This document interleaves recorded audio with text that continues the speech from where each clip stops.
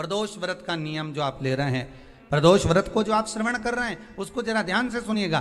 सबसे पहले स्नान ब्रह्म मुहूर्त का, सुबह का, उसके बाद में फिर आसन पर बैठकर भगवान की भक्ति को धारण करना, शंकर का अनुमोदन करना, शिव भक्ति में डूबे रहना, शंकर का स्मरण करना, शंकर के नाम का स्मरण करते रहना। ये प्रदोष का मूल तत्व। महाराज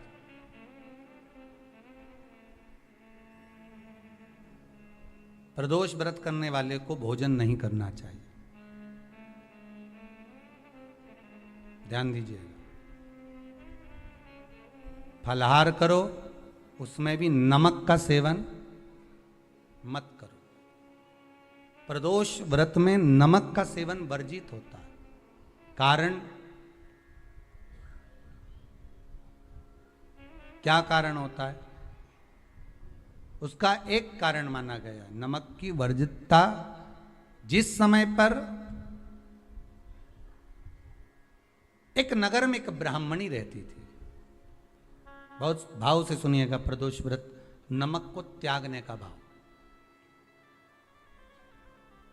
प्रदोष व्रत की किताब में भी मिल जाएगा आपको, आप पढ़ेंगे तो सुना होगा आपने। एक ब्राह्मणी रहती थी एक नगर में, उसका पति नहीं था। छोटा सा बालक एक साथ में रहता, छोटा सा बालक। अब ब्राह्मण के घर की धर्म पत्नी है।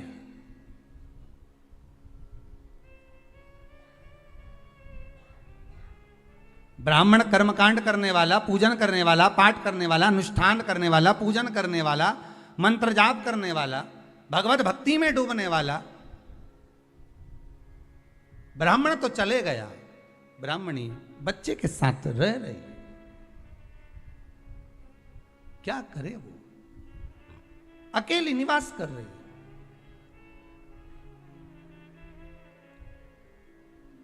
अकेली रह रही है। और ब्राह्मणी बच्चे के साथ भ्रमण करती रहती, घूमती।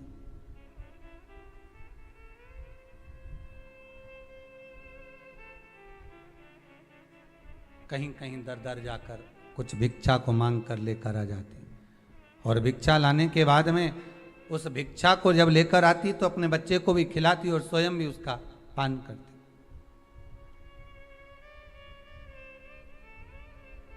एक दिन ब्राह्मणी भ्रमण करते करते प्रदोष काल के समय पर शिव मंदिर में प्रवेश करी। प्रदोष काल के समय पर, और शंकर मंदिर में जब प्रवेश करा, प्रदोष काल किसको कहते हैं? सूर्य अस्त हो रहा हो, रात्रि प्रवेश कर रही हो, दोनों का जब मिलन हो रहा हो वो प्रदोष काल कहलाता है। दोनों का जब मिलन हो रहा, सूर्यास्त हो रहा हो, रात्रि अपना चरण बढ़ाने के लिए आगे बढ़ रही हो, और दोनों का जब मिलन हो रहा है, वो प्रदोष काल है, वो प्रदोष का समय है।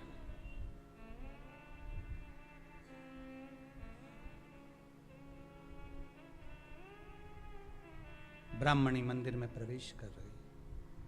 जब ब्राह्मणी मंदिर में प्रवेश करी, मंदिर के अंदर पहुंची, प्रदोष काल का समय था, प्रदोष का समय चल रहा था। और प्रदोष काल के उस समय में, प्रदोष काल के उस समय में जब ब्राह्मणी ने देखा कि कोई भगवान की भक्ति में लगा हुआ है, भगवान के रस तत्व में डूबा हुआ है, आज ब्राह्मणी के पास में कुछ पदार्थ नहीं है, अपने बच्चे का पेट भरने के लिए कोई सामग्री नहीं है, और कुछ आस लेके वो प्रवेश करी है, कुछ आस लेकर वो अंदर प्रवेश कर जाती है।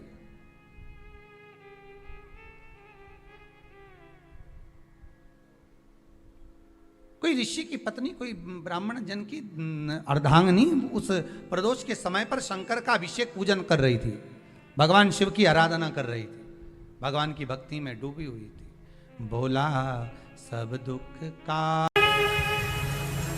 आज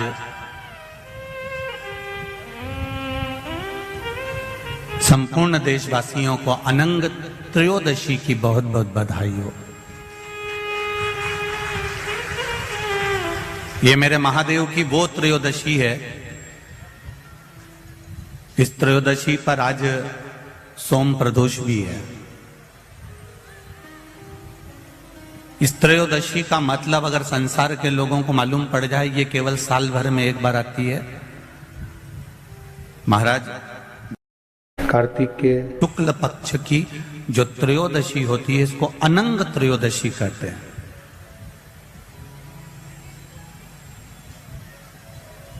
इस त्रयोदशी का महत्व, जिसके परिवार में पति पत्नी का झगड़ा होता हो, जहां अदालत तक बात पहुंच गई हो, या बेटियां मायके रह रही हो, पति कहीं दूसरी जगह रह रहा हो, या किसी पति का या पत्नी का स्मरण कहीं दूसरी जगह हो,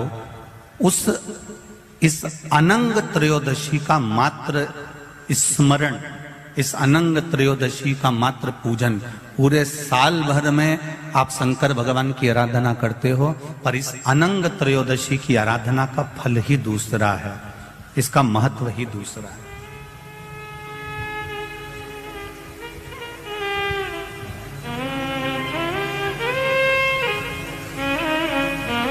अनंग त्रयोदशी, जिस दिन केवल भगवान शंकर के शिवलिंग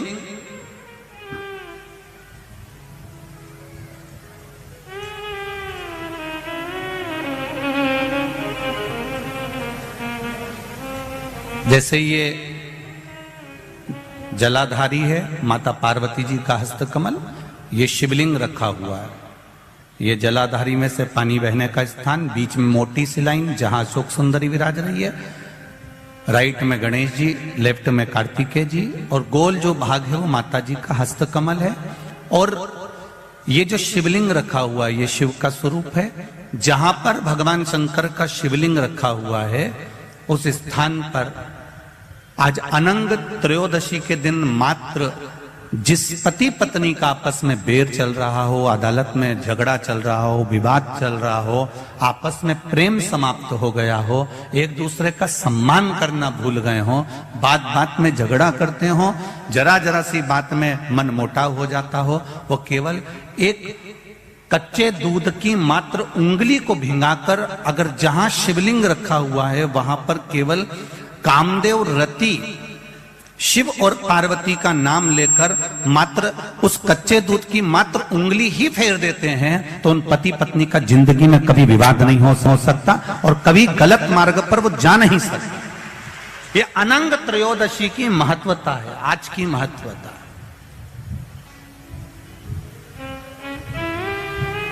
केवल साल भर में एक दिन होता है जिस दिन भगवान अपने साड़ू भाई के साथ पूजाते हैं। केवल साल भर में एक दिन होता है जिस दिन महादेव कामदेव के साथ पूजाते हैं। केवल साल भर में एक दिन होता है अनंग त्रयोदशी का दिन, जिस दिन भगवान शंकर ने कामदेव को भस्म करा था और उसको अनंग कर दिया था।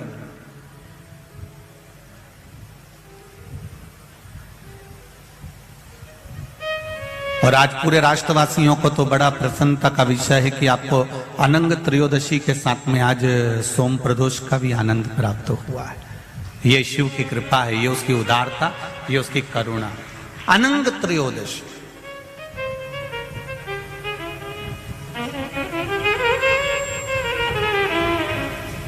अनंग त्रयोदशी।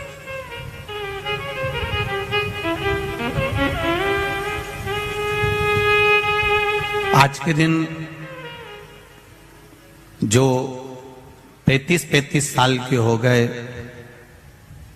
30 साल से ऊपर के हो गए, 42 साल के हो गए और जिनका विवाह नहीं हुआ है, वो बेलपत्री की मध्य पत्ती पर केवल कच्चा दूध लगाकर ही भगवान शंकर को समर्पित कर देते हैं, तो अगली जो अनंग त्रयोदशी आती है उससे पहले उसका मंगल विवाह हो जाता है। इतना महत्व है अनंग त्रयोदशी। अनंग त्रयोदशी का इतना महत्व है हमारे शास्त्रों में। महाराज संत शिरोमणि बैकुंठवासी भागवत के रसिक श्री रामचंद्र जी डोंगरे जी महाराज ने भागवत जी के महत्तम के 6 शब्द को यहां लेकर आए हैं, तब समझ में आए। भागवत जी के महत्तम में, श्रीमद् भागवत के महत्तम में 6 अध्याय हैं और वो पूरे की पूरे 6 अध्याय ये कहते हैं कि आत्मदेव की कथा में ये वर्णन किया कि भगवान है। पूरे महत्तम में एक बात कहते रहे कि भगवान है, भगवान रहेगा, भगवान है। पूरी भागवत के महत्तम में 6 अध्याय में हर अध्याय में भगवान के होने की उपस्थिति को दर्शाया गया है कि भगवान है। तो वो जो 6 अध्याय हैं उन 6 को यहां लाकर रख दिया। इसका मतलब है कि हमारा पति 6 मतलब है। अब समझ में मेरे को अच्छे से आ गया। अब गुजरात वालों गड़बड़ी नहीं होगी हो। अब समझ में आ गया कि है 6 मतलब है। मतलब जैसे भागवत जी के महत्तम में 6 अध्याय हैं, 6 अध्याय का मतलब 6 अध्याय में ये वर्णन करा गया कि भगवान है, कृष्ण है, राम है। उसी तरह अब समझ में आ गया कि गुजरात वाले 6 जब भी बोले तो समझ जाओ कि भोलेनाथ है। अब इनका 6 केवल अकेला नहीं रहा, अब ये प्रूफ हो गया, ये बिल्कुल प्रमाणित हो गया कि भगवान फिर है, बोल दिए 6 भगवान 6 मतलब भगवान अब 6। अब ये निश्चित हो गया कि मेरा देव अधिदेव महादेव 6। बस इतनी सी बात अब मेरे को गुजरात से मिल गई है। अब मैं इसको कहीं पे भी ले सकता हूं। अब अपने को अच्छे से मिल गया। धन्यवाद गुजरात वालों को जिन्होंने मुझे सिखा दिया, बहुत बहुत धन्यवाद। अब मैं इस बात का बिल्कुल प्रमाणित हो गया कि भगवान राम 6, भगवान कृष्ण 6, भगवान दत्त 6, माँ जगत जननी अम्बा 6, तो भगवान महादेव 6।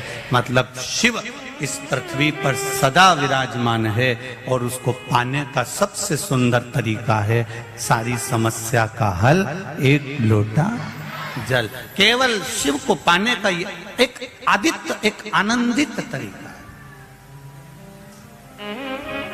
एक सुख। भगवान शिव ओगरदानी, त्रिकालदर्शी, कैलाशी, अविनाशी भगवान शंकर ने माता सती को खूब समझाया था।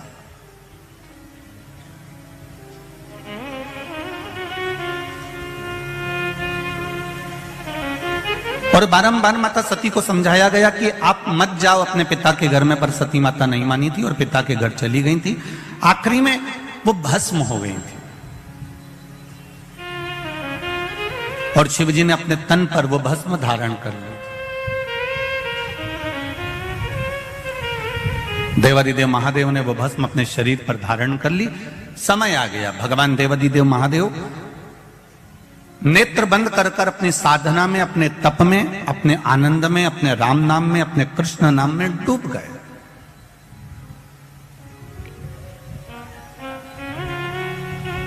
अब वो विचलित नहीं हुए। भगवान देवादिदेव महादेव का चित्त केवल राम में, कृष्ण में लग गया। नेत्र बंद हैं, साधना में लीन हैं, भगवान की विरल भक्ति में डूबे हुए हैं। उनको कोई मतलब नहीं कि संसार सागर में क्या हो रहा है। अब इसी बीच में जो शंकर भगवान ने भस्म शरीर पर धारण करी थी और भस्म शरीर पर धारण कर कर देवादिदेव जब चलकर आ रहे थे, उस मार्ग में चलते चलते चलते चलते देवादिदेव महादेव के सम्मुख में जब शिव जी केवल तप साधना करने के लिए बैठने जा रहे थे, तब एक असुर, एक राक्षस जन्म ले चुका था जिसका नाम था तारकासुर।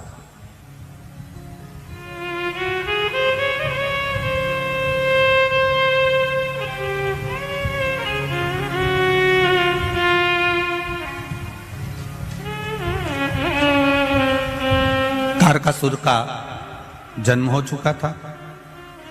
महाराज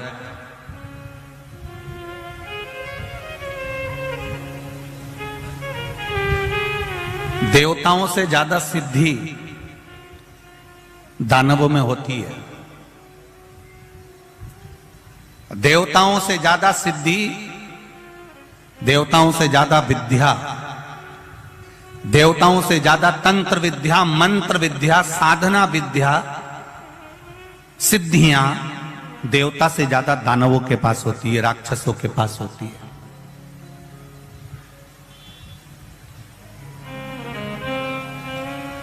देवताओं के पास में कोई सिद्धि नहीं होती, देवताओं के पास में तो केवल विश्वास होता है परमात्मा के चरणारविंद का। एक दूसरे के प्रति देवताओं के मन में भरोसा होता है। इंद्रदेव का भरोसा है भगवान नारायण पर, नारायण का भरोसा है भगवान शिव पर, ब्रह्मा जी का भरोसा है नारायण पर, वायुदेव, पवन देव, ये जितने भी देवता हुए हैं, गरुण वरुण, जितने भी देवता होते हैं, इनका विश्वास जागृत होता है। देवताओं से ज्यादा सिद्धि दानवों के पास में होती है।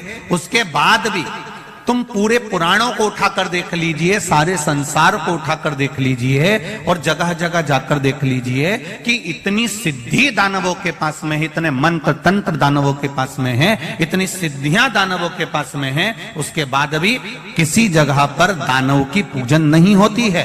होती है तो केवल देवताओं की पूजन होती है, केवल देवताओं की पूजन होती है। क्योंकि शिव पुराण कहती है कि तंत्र मंत्र साधना, ये सिद्धियां, ये सारी जो सिद्धियां है, ये कुछ दिन की रहती है।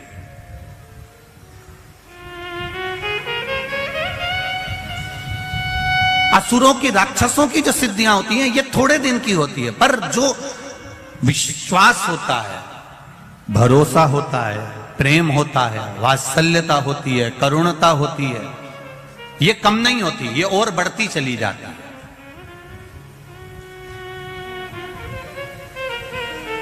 आप जिससे स्नेह करते हो, प्रेम करते हो, विश्वास रखते हो, करुणा रखते हो, वात्सल्यता रखते हो। एक माता अपने पुत्र से प्रेम करती है, वात्सल्यता रखती है, करुणता रखती है, विश्वास रखती है, और बेटा कहीं चले जाए तो मां को नहीं दिखता तो बार बार विचार करती, कहां गया, वो दिख नहीं रहा।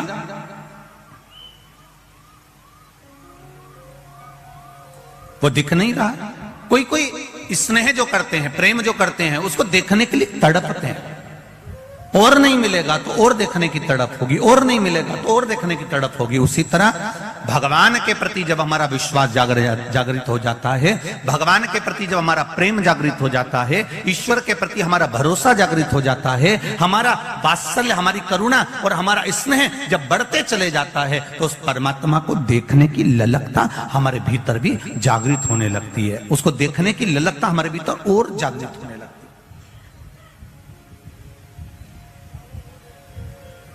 उसको देखने का मन जागृत होने लगता है। देव और दानवों में यह अंतर है कि दानवों के पास में सिद्धियां ज्यादा है, दानवों के पास में बहुत सारे तंत्र मंत्र साधना है, पर देवताओं के पास में कोई सिद्धि नहीं, कोई मंत्र नहीं, कोई तंत्र नहीं, कोई साधना नहीं।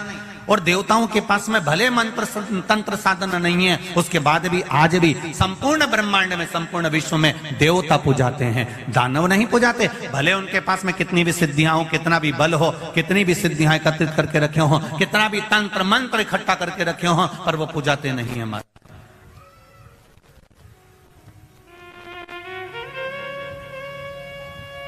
तारकासुर केवल असुरों में एक ऐसा था, तारकासुर ने यह विचार कर लिया कि मेरे पास में सिद्धियों की कमी नहीं है, मेरे पास में मंत्र तंत्र की कमी नहीं है, मेरे पास में बहुत सिद्धियां हैं, बहुत मंत्र तंत्र हैं, पर यह सिद्धियां मेरे किसी काम की नहीं है। तारकासुर ने विचार कर लिया कि मुझे तो भगवान शंकर का भजन करना है, मुझे शिव भक्ति को धारण करना है, और कुछ भी नहीं चाहिए।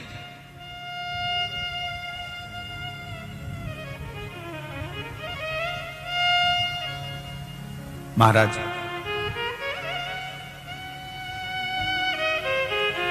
यही चतुरता है।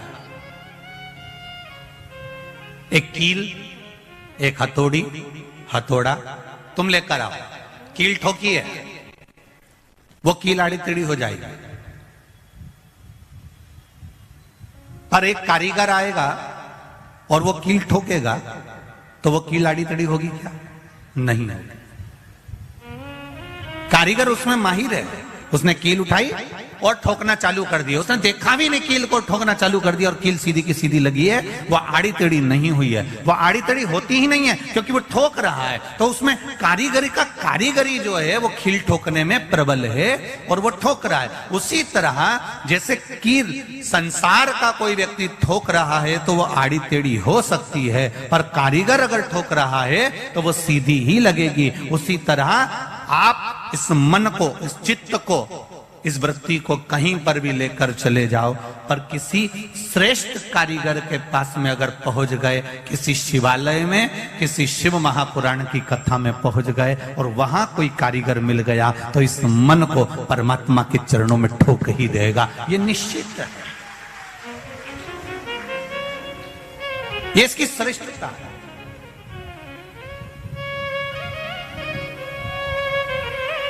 मैंने तेरे ही भरोसे, ओ बाबा तेरे ही भरोसे, हवा बिच उड़ती जावांगी, बाबा डोर हथो छड़ी ना मैं कटी जावांगी, भोले मैं तेरी पतंग, शंभो मैं तेरी पतंग, हवा बिच उड़ती जावांगी, बाबा डोर हथो छड़ी ना मैं कटी जावांगी, भोले मैं तेरी पतंग, शंभो मैं तेरी पतंग। इस मन रूपी कील को किसी कारीगर के पास में, किसी देवालय में ले जाकर रख दो और अच्छा कारीगर मिल गया तो वो ठोकेगा। और फिर एक कील इधर उधर नहीं जाएगी। एक पत्र आया है, देखिए।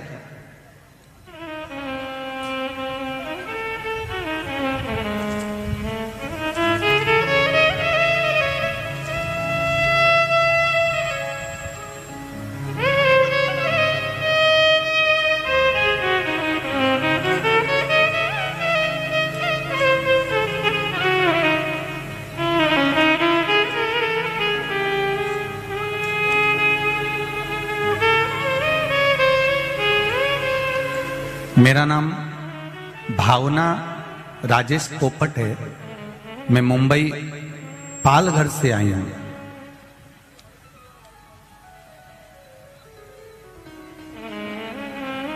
उन्होंने एक बात बहुत अच्छी लिखी है, मेरा नाम भावना राजेश पोपट है, मैं मुंबई पालघर से कथा में धोख लगाने आई हूं। मुझे हिंदी ठीक से लिखना बोलना नहीं आती है, तो क्षमा करना कहीं गलती हो तो। बेन श्री शिवाय नमस्तुभ्यं। जहां भी बैठी हैं, अगर कहीं बैठी हो तो दोनों हाथ हिला दीजिएगा। आपके जहां कहीं भी बैठे हो दोनों हाथ हिला दीजिएगा। कहीं बैठी हो तो जरूर हाथ हिलाइएगा। मैं बाबा क्या बखान करूं महादेव की कृपा का। मेरी बेटी जो परदेश में कनाडा में रहती है, उसे लेफ्ट साइड चेस्ट में गांठ हो गई थी, जिसे उसे बहुत तकलीफ होने लगी थी। वह अपना हाथ भी ऊपर नीचे नहीं कर पाती थी। तब उसने वहां डॉक्टर को बताया कनाडा में, तो डॉक्टर ने तुरंत ही उसकी जांच करी और जांच करने के बाद कहा तुम्हारे एक गांठ नहीं है, यहां 3-4 गांठ हो गई है। अब वह ज्यादा गंभीर हो गई थी। डॉक्टर ने उसे ऑपरेशन का कह दिया था। तब बेटी ने मुझे यह बात बताई तो मैंने कहा सब तुम शिवजी पर छोड़ दो, दवाई ले, साथ में शंकर भगवान पर एक लोटा जल चढ़ाना प्रारंभ करो। पर जल चढ़ाती तो कहां चढ़ाती, वो जल कैसे समर्पित करती। महादेव सब कुछ ठीक करेंगे, मैंने उससे कहा। अब जल चढ़ाने कहां जाए, ना तो शिवजी का मंदिर है ना वहां बेलपत्र है। परदेश में कहां से जल चढ़ाने मंदिर को जाए। तब मैंने कहा तेरे पास में शंकर भगवान का शिवलिंग या मूर्ति हो तो उस पे जल चढ़ाना प्रारंभ कर दे। उस पर जल चढ़ाओ और वही पानी तुम पीना प्रारंभ करो। श्री शिवाय नमस्तुभ्यम का जाप करना प्रारंभ करो। जो डॉक्टर ने दवाई दी है उसको खाना प्रारंभ करो। तब बाबा, एक चमत्कार हो गया बाबा की कृपा से, मैं क्या वर्णन करूं वो भोलेनाथ जी का। जो गठान थी उसकी दूसरी बार जब जांच कराने के लिए गई तो डॉक्टर भी आश्चर्य में हैरान हो गया कनाडा का कि ये गठान गल चुकी थी, जो शरीर में 3-4 गठान हो चुकी थी। ये शिव कृपा। तेरी कृपा बिना न हिले एक भी अणु, लेते हैं श्वास तेरी कृपा से तनु तनु। एक पत्रोल बड़ा सुंदर।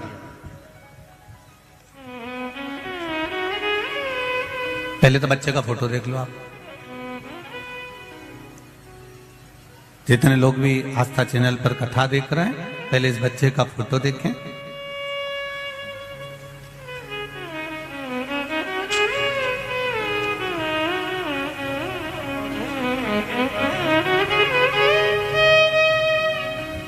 मेरा नाम मंजू बबन पांडे है। मैं औरंगाबाद महाराष्ट्र से आई हूं। कहीं बैठी हो तो हाथ हिलाइएगा, कहीं बैठी हो तो दोनों हाथ हिलाइएगा। अच्छा, उस वाले पंडाल में है क्या? तो दोनों हाथ हिलाइएगा एक बार। मेरा नाम मंजू बबन पांडे है। मैं औरंगाबाद महाराष्ट्र से आई हूं। जहां कहीं बैठी हो तो दोनों हाथ हिलाइएगा एक बार। कैमरे वाले को दिख जाए तो हमें भी दिख जाए। शंभू,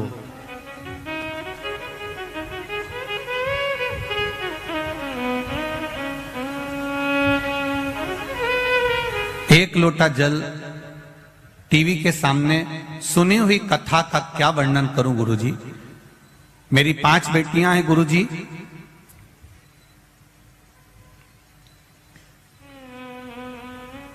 तीन अप्रैल 2022 को मेरे चौथे नंबर की बेटी सोनोग्राफी करा के आई तो रिपोर्ट नॉर्मल थी।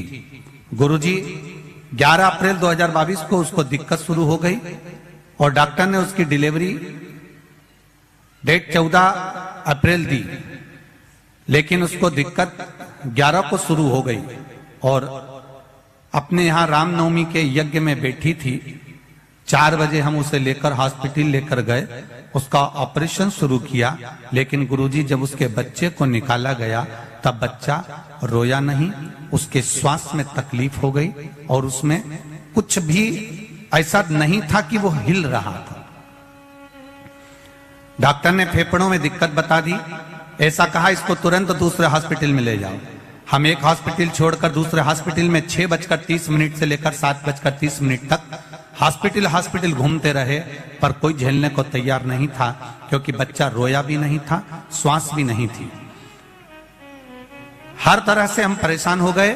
तब श्री शिवाय नमस्तुभ्यम का जाप करना प्रारंभ करा। मैंने अपने तीसरे नंबर की बेटी से कहा कि तुम जाओ और शिवजी पर 1 लोटा जल चढ़ाओ और वो जल लाकर तुरंत दो। बेटी ने जल लाकर शंकर भगवान का चढ़ाया हुआ जल लाकर दिया और बाबा की कृपा से, शिव की कृपा से वो जल हाथ में लेकर जब फेरा गया, बाबा की कृपा से बच्चे ने 11:30 पर रोना प्रारंभ करा और बाबा की करुणा ऐसी हुई कि वो बच्चा अब स्वस्थ है। उसका फोटो भी लगाया है गुरुजी, और जिस समय वो हालत गंभीर थी उस समय भी लगाया है। उसकी सारी रिपोर्ट लगा रही हूं उस बच्चे की कि उसके फेफड़े आदि कुछ भी काम नहीं करते थे, यहां तक उसके एक्सरे आदि सब लगाए गए हैं, पूरी रिपोर्टें लगाई गई है। गुरुदेव, ये शिव शंकर का भरोसा और विश्वास है जो आज मेरी गोद में मेरा बाबा का प्रसाद है। ये शिव कृपा। हर हर शिव भक्ति में भगवान शंकर की अविरल भक्ति का जो सुख है, भगवान शिव की अविरल भक्ति का जो आनंद है, आनंद कोई साधारण नहीं। बैठिए बहन, जहां कहीं भी आप बैठ जाइए। श्री शिवाय नमस्ते।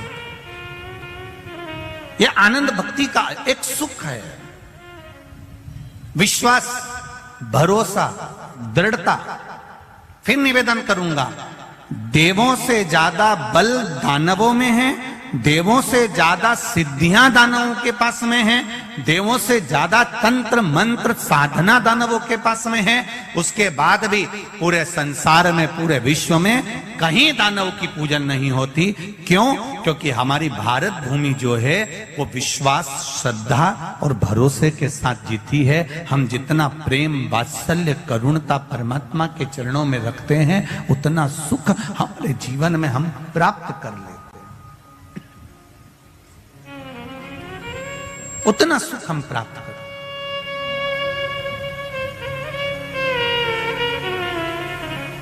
शंभु शरणे पड़ी मांगू घड़ी रे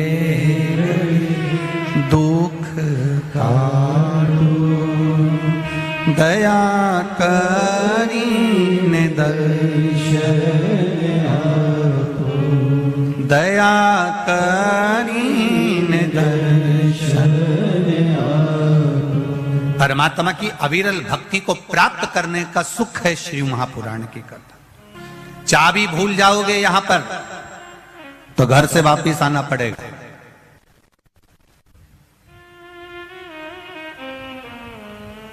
एक बात बहुत ध्यान लगा कर सुनना, चाबी की याद कब आती है?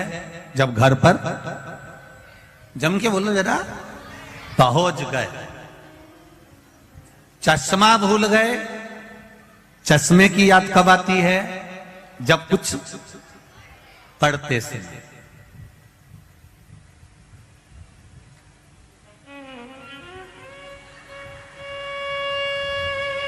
ये बत्ती सी तुमने नई नई बनवाई और डब्बी में रख ली, कथा में आ गए, सोचा प्रसाद मिलेगा तो खाऊंगी, और वो बत्ती सी तुम्हारी कहीं फ्रिज में भूल गए या कहीं रह गई। अब कुछ खाने का समय आया तो याद आई कि नहीं आई? मेरी बत्ती सी कहां?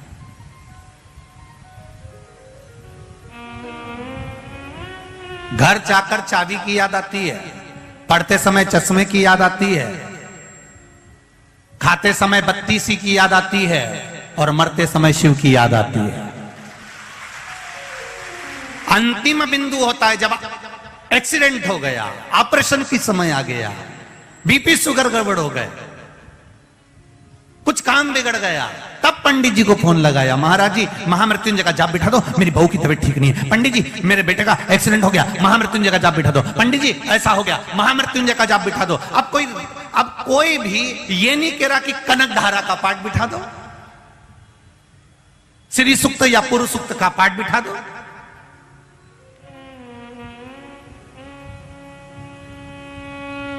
कनक धारा का पाठ, श्री सूक्त, पुरुष सूक्त का पाठ कब याद आता है? जब दिवाली आती है, जब कोई शुक्रवार का दिन आता है, कभी लक्ष्मी को प्राप्त करने का दिन आता है। पर जब मृत्यु की घड़ी आती है, मौत की घड़ी आती है, जब उलझनों में मनुष्य उलझ जाता है, जब कहीं ऐसी विषम परिस्थिति में मनुष्य फंस जाता है, उस जगह पर कोई याद नहीं आता, तब मेरा महामृत्युंजय याद आता है, मेरा महादेव याद आता है। क्योंकि अंतिम क्षण में वो सम्मुख में होना चाहिए,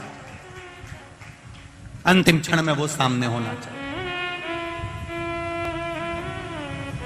और अंत समय प्रभु, सब बोलो जरा जम के बोलो, आना वचन दिया तो निभाना पड़ेगा। आए ना आए प्रभु कुटुंब कबीला, अंत समय प्रभु आना पड़ेगा। वचन दिया तो निभाना पड़ेगा। भगवान अंत समय में तुझे आना ही है, अंत समय में दर्शन देना ही है, ये निश्चित है। तो अंतिम बिंदु में जब परमात्मा याद आएगा, घर गए चाबी याद आई, पढ़ते समय चश्मा याद आया, खाते समय बत्ती सी याद आई, और मरते समय शिव याद आया कि कोई महामृत्युंजय का पाठ बिठा दो, मेरा यहाँ ये तकलीफ आई है, महामृत्युंजय का अनुष्ठान करा दो। शिव को याद कब करा गया? जब अंतिम घड़ी आई, अंतिम क्षण आया, अंतिम पल आया। और शिव महापुराण की कथा कर रही है। अगर अंतिम क्षण में आप शंकर भगवान को याद कर रहे हो, उससे अच्छा है पहले ही चाबी को संभाल के रख लेते, पहले ही चश्मे में डोरी लटका के रख लेते, और पहले ही बत्तीसी को अपने बैग में रख लेते। उसी तरह महादेव को एक लोटा जल प्रतिदिन चढ़ा लेते, तो ये दिन ही नहीं आता, ये दिन ही नहीं आता, ये तकलीफ ही नहीं आती।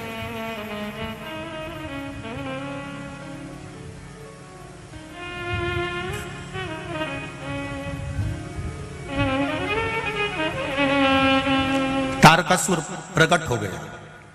तारकासुर को लगा, तारकासुर को यह ज्ञात हुआ कि मुझ में बल बहुत है, मैं सब कुछ कर सकता हूं, मेरी सामर्थ्यता बहुत कुछ करने की।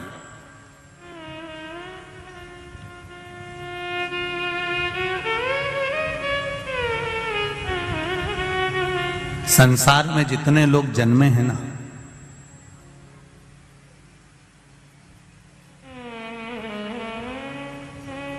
संसार में जितने लोगों का जन्म हुआ है ना, कोई साधारण नहीं, सब भगवान की कृपा से जन्मे हैं, सब भगवान की करुणा से जन्मे।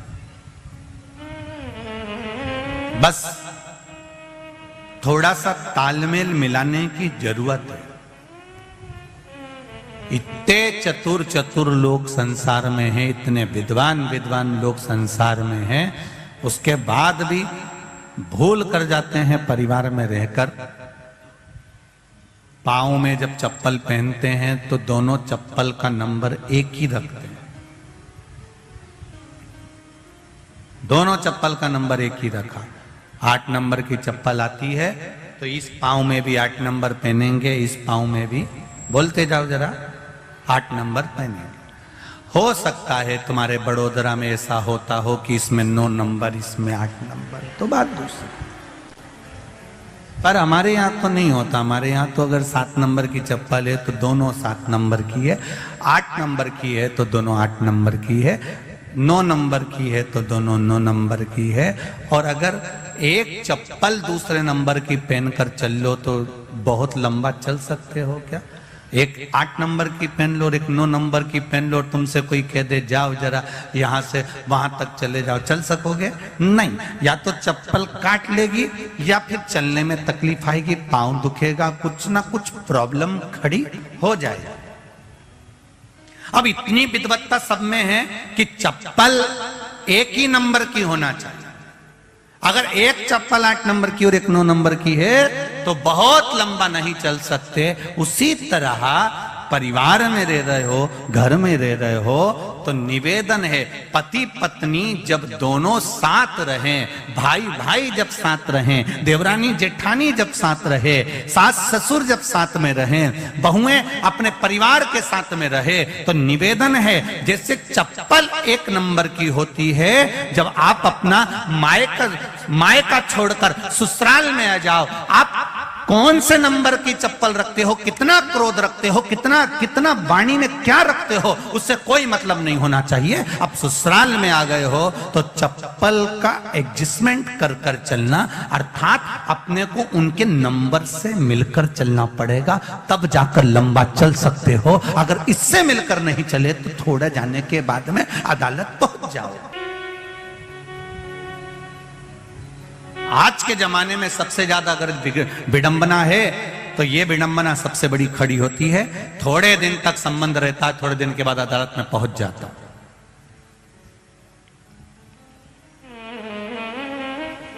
बड़ा दुख होता है कि पिताजी ने 25 लाख 50 लाख खर्च करा, 40 लाख खर्च करा, 10 लाख खर्च करा, पिताजी ने बेटी के विवाह में खर्च करा, उधर बेटे के विवाह में खर्च करा, दोनों का नंबर नहीं मिल पाया, बहुत लंबा नहीं चल पा,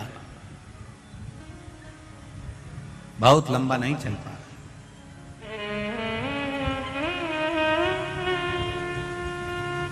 उसको मिलाने का प्रयास करिए। भक्त जितना भगवान के मंदिर जाता है, भक्त जितना भगवान के द्वार जाता है, लोग कहते हैं कि भक्त भगवान के द्वार गया, भगवान के मंदिर गया, पर शिव पुराण कहती है भक्त जितना भगवान के द्वार जाता है उससे दुगना भगवान भक्त के द्वार पर खड़ा जाता है, वहां खड़ा मिलता है, उसके द्वार पर जाता है। कितना सुंदर कहा है। बछड़ा गाय के पीछे चलता है, पत्नी पति के पीछे चलती है। अब अभी का तो हम नहीं कह सकते, पर पहले का नियम था।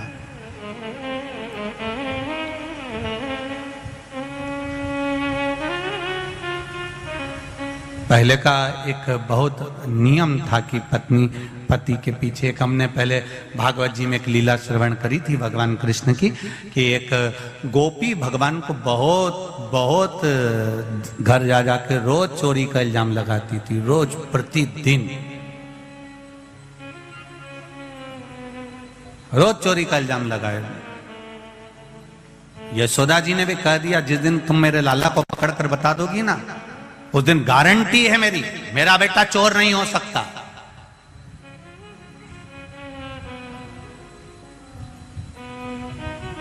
इसने भी कह दिया।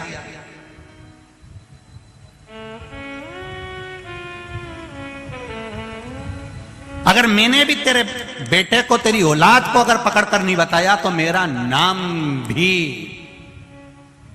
कमलाबाई नहीं। अब जो भी उसका नाम होगा उस समय पर, मेरा नाम भी ये नहीं। अब इतनी शर्त लगा के चली गई। यशोदा जी ने अपने लाला को गोदी में लिया और गोदी में लेकर यशोदा जी बोली, कनुआ तेरे से एक निवेदन करूं मैं? हाँ मैया बोल।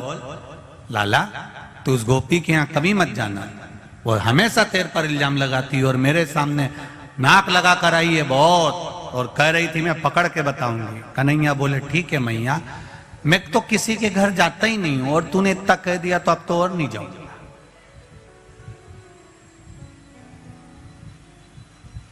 ये मानने वाला है। सबसे पहले उसी गोपी के घर गया, सबको लेके गए।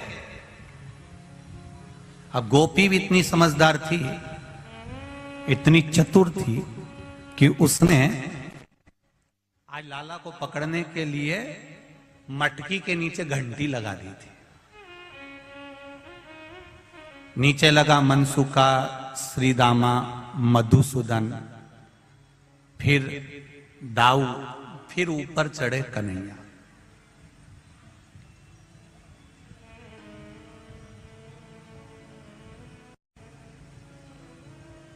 अब नीचे जो मनसुका लगा था उसको छींक आ रही थी। अब उसके हाथ जो थे वो घुटने पे थे। अब वो अगर हाथ हटाता और नाक पकड़ लेता तो छींक नहीं आती, परंतु वो हाथ घुटने पे थे और सबसे नीचे वो ही था और उसको आ रही छींक, और ये कन्हैया सबसे ऊपर। अब इसने मटकी को तो पकड़ लिया और घंटी को भी पकड़ लिया। इसको मालूम है घंटी बजेगी, तो उसने घंटी को भी पकड़ लिया। इतनी देर में जो नीचे था मनसुका, वो छींक दिया, और छींका तो ये सब धड़ धड़ धड़ धड़ नीचे। अब ये सब तो नीचे आ गए, वो अकेला टंगा है। अब उसका एक हाथ नीचे आ गया कन्हैया का, और घंटी टन टन बोलना चालू करी। सब भग गए, अकेला टंगा ऊपर, अकेला। अब वही काकी आ गई, वही गोपी, और आते से ही बोली, आज पकड़ाया बेटा, तेरी माँ खूब नाक लगाए, मेरा बेटा चोरी नहीं करता। अब देख, अब उतर तू नीचे, जल्दी उतर। काकी कैसे उतरू? काकी बोली जैसा चढ़ा था। कन्हैया बोले चढ़ते समय तो और भी नीचे लगे थे। अरे नीचे उतर जा। नहीं उतरू काकी, मेरे से ऐसे उतरते नहीं। अरे कूद जा, लग जाएगी, मैं नहीं उतरू। एक काम करना काकी, तू मेरे नीचे लग जा। काकी ने कहा मैं नीचे लगूंगी, तू मुझ पे पांव रखेगा तो क्या हुआ? काकी बोली मेरी उम्र देख रही है? काकी बोली मेरी उम्र तो देख, 72 साल की मेरी उम्र है। इतने में कन्हैया बोला चुगली करने में उम्र नहीं देखती।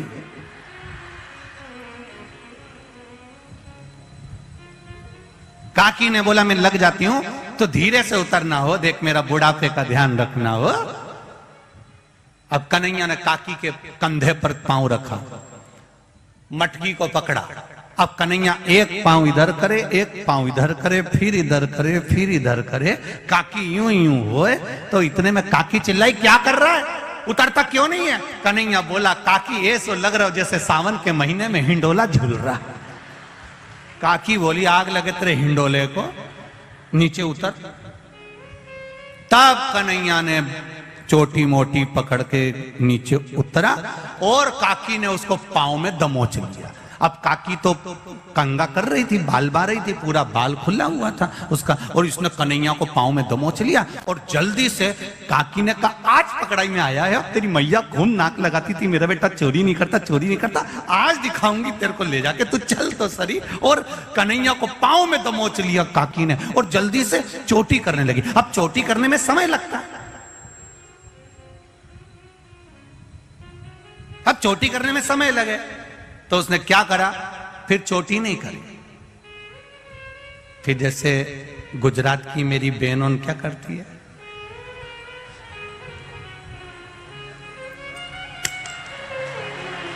उनमें। और वैसे भी देखो लड़ने जाओ ना तो जूड़ा थोड़ा एनर्जी देता है। चोटी में और जूड़े में अंतर आता है। तुम देखना जब तुम माताएं आपस में लड़ रही हो ना तो वो थोड़ी थोड़ी देर में बोलते चलो, मतलब ऐसा लगता है कि इससे एनर्जी मिलती है। जैसे वो हमारे यहाँ हलवाई जब जलेबी बनाता है तो ऐसा खींच के बनाता है तो एनर्जी मिलती है, तब जले तो बोलते जरा तो उससे बल मिलता है।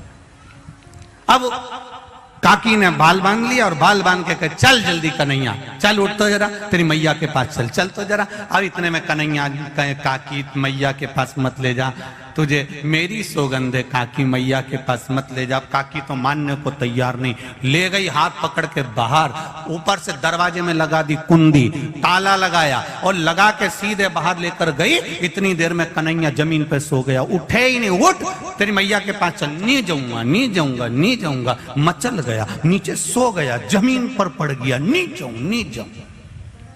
काकी भी वहीं बैठ गई। अब काकी वहां बैठी और बैठते से कन्हैया उठ के बैठा और बैठते से बोला काकी, ओ काकी तेरे सिर की सौगंध, कभी मक्खन की चोरी नहीं करूंगा।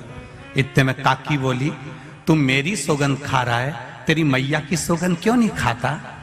कन्हैया बोले काकी मेरी एक ही मैया है। इतने में काकी बोली मैं दो चार हूं। थोड़ी देर बाद कन्हैया ने काकी के दोनों कान पकड़ लिए, खुद के कान पकड़ने की जगह काकी के पकड़ कर बोला काकी तेरे कान पकड़ के क्षमा मांगता हूं, कभी चोरी नहीं करूंगा। काकी बोली पहले तो मेरे कान छोड़, क्षमा मांगने के लिए खुद के कान पकड़ते हैं और तू मेरे पकड़ रहा है। काकी ने नहीं सुना, हाथ पकड़ा लेके चली।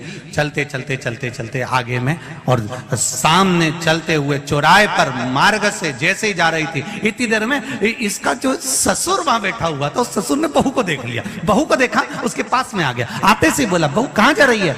कहीं नहीं, इस कन्हैया को लेकर जा रही हूं, इसकी मैया को दिखाने के लिए। अब ससुर इधर, बहू का मुंह इधर, इतना घूंघट कर लिया, इतना घूंघट। अब पहले का नियम था ससुर और सास के सामने बहू अपना मुख नहीं खोलती थी। अब आज का जमाना तो बड़ा विचित्र हो गया, अब क्या बोलूं इसका। पहले इतना घूंघट, तुम बहेड़िया परिवार में देखना उनकी दादी जी को, अभी भी बैठी है तो इतना ही डाल के बैठी, तुम देखो जरा, आप देखोगे तो माताओं को देखिए उनके बहेड़िया परिवार की, इतना इतना घूंघट तो आज भी लेकर बैठी हुई है। अब पहले का जमाना था, इतना पल्लू लेकर बैठते थे, पहले का जमाने में इतना चलता था, फिर धीरे धीरे इतना आया, फिर इतना, फिर इतना, फिर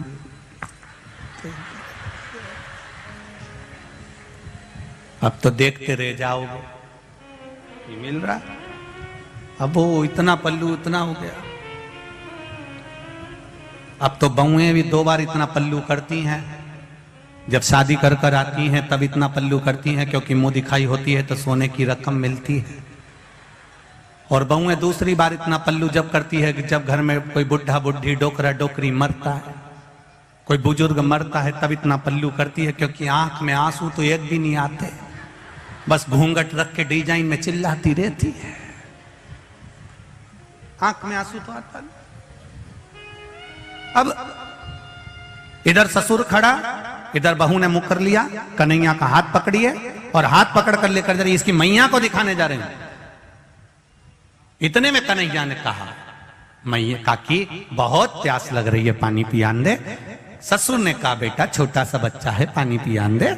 जो कन्हैया का हाथ छोड़ा पानी पीने के लिए ससुर के कहने पर, जल्दी आ। कन्हैया जैसे ही आया उसने कहा, काकी चल। काकी बोली, हाथ पकड़ा, इन्हें लो ना ससुरा जी का पकड़ा दो, ले। अब ससुर का हाथ पकड़कर काकी जो चल, और ससुर को काटे खून नहीं, भरे चौराहे पर, भरे चौपाल पर बहू ने मेरा हाथ पकड़ लिया। गुस्से में लाल हो गया ससुर, बोला कुछ नहीं। किसी किसी को 2 तरह का गुस्सा आता है। एक गुस्से में व्यक्ति बड़बड़ करके बोल देता, गाली दे देता, अपशब्द कर देता, कुछ भी कह देता। दूसरे गुस्से में व्यक्ति कुछ कहता नहीं, अंदर ही अंदर बस घुड़राता रहता। ससुरे को वही गुस्सा आया था, और कन्हैया ने कह दिया, चल काकी, और ये बुढ़े का हाथ पकड़कर चली। और चलते सी बोली, क्यों रे तेरा हाथ इतना जाड़ा कैसे हो गया? इतने में कन्हैया बोला, पानी पिया ना इसलिए जाड़ा हो गया, और लेके चली। और जैसे ही यशोदा जी के यहाँ दरवाजे पर पहुंची, ससुर तो गुस्से में लाल था, कन्हैया अंदर पहुंच गया खिड़की में से। इसने दरवाजा बजाया, यशोदा, ओ यशोदा, यशोदा, ओ यशोदा। यशोदा जी निकल कर आई। जो ससुर जी को देखा तो यशोदा जी ने पल्लू कर लिया कि घर का गांव का बुजुर्ग है। यशोदा जी ने पल्लू करा, और गांव के बुजुर्ग को देखकर जैसे ही पल्लू करा तो यशोदा जी ने पूछा, क्या बात है गोपी? गोपी बोली, देख मैं तेरे कन्हैया को पकड़ कर लाई हूं, दे 2-4 धड़के। इतने में ससुर जी ने सोचा, बता मेरी बहू मुझे कुटवा रही, रुक जा।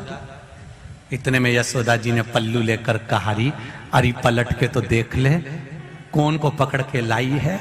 इतने में सखी बोली, तू मारे कि मैं मारूं? ससुर ने कहा, मेरी बहू मुझे मारेगी, आज देखो ही सरी। ससुर खड़ा, और इतने में यशोदा जी बोली, पीछे पलट तो सरी। जो यशोदा जी ने कहा और सखी ने पलट कर देखा तो ससुर को देखकर रो पड़ी, पिताजी तुम कहां से आ गए? इतने में, मैं तो कन्हैया को पकड़ कर लाई थी। ससुर जी ने कहा, तू घरे तो चल, तुझे बच्चे में और बुढ़े में अंतर नहीं टिपे, तू घरे आ, घर आ। इतने में कन्हैया अंदर से आंख मलता मलता आया, मैया क्या हो गया? इतने में यशोदा जी बोली, ये गोपी तो पागल हो गई। यशोदा जी अंदर गई, कन्हैया बाहर निकल के ठोड़ी पे हाथ रखकर बोला, कैसी है? जो कन्हैया ने कहा, इतने में तो गोपी बोली, तू रुक जा रही, एक बार अब की बार पकड़ाई में आ गया ना, पुदीना की चटनी नहीं बनाए, ऐसी तेरी चटनी नहीं बनाई तो मेरा नाम गोपी नहीं। इतने में कन्हैया बोला, पहले घरे जा, घरे तेरा खसम तेरी ऐसी चटनी बनाएगा, तेरा पति तेरी चटनी बनाएगा, तू जा। और ये गोपी घर गई। ससुर जी रात को बैठे हुए थे, गोपी ने कहा उनसे मत कहना। ससुर जी ने कहा, जाओ अपने कमरे में। रात को ससुर जग रहा, पति आ गया इसका। पति ने पूछा, पिताजी आज आपको नींद नहीं आ रही? बाबूजी, दाई जी आज आपको नींद नहीं आ रही? भाऊ आप आज नींद नहीं आ रही? इतने में ससुर जी ने कहा, जिस घर में ऐसी बहू हो, कौन ससुरे को नींद आएगी? बता तू क्या हुआ? रास्ते में से मेरा हाथ पकड़कर यशोदा जी क्या ले गई, और क्या क्या मारो, और क्या क्या मैं कन्हैया को पकड़ के लाई थी। इतने बुढ़े में इसको कन्हैया दिख रहा। बेटे ने तुरंत अपने पिताजी से कहा, पिताजी ये देखो, पिताजी बोले, बेटा ये क्या हो गया? पिताजी, रात को पानी पीने उठा था, इसने डंडा उठा के मेरे को जो दिया धर के। मैंने पूछा किसको मार रही? तो क्या कन्हैया को मार रही? बता, इसको पति में कन्हैया दिखे पिताजी, इसको ससुर में कन्हैया दिखे, इसको हो क्या? ससुर ने कहा, बेटा मुझे लग रहा है इसको कोई हवा मवा लग गई, अब वो निकलेगी कैसे? तो उन्होंने कहा, एक काम करो, वृंदावन जाते हैं तो वहां पर एक बाबा बैठा है काली कामल ओढ़ के, उसको लेकर आ जा। इतने में कन्हैया जी के पास में मनसुखा ने जाकर कह दिया, वो गोपी का पति जा रहा है बाबा जी को लेने। कन्हैया ने माखन की मटकी उठाई, बाबा जी को दे दी, बाबा की काली कामल ओढ़कर कन्हैया बैठ गया। इतने में इसका पति आकर बोला, बाबा मेरी पत्नी को कोई हवा धर गई बाबा, उसको सही कर दो बाबा।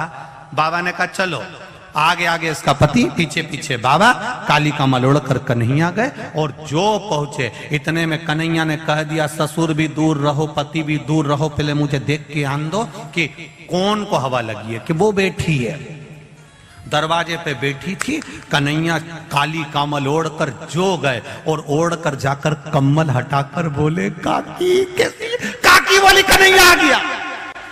अब जैसे ही बोली कन्हैया आ गया, इतने में तो ससुर और पति दोनों चिल्ला के बोले, बस बाबा हवा ये लगी है।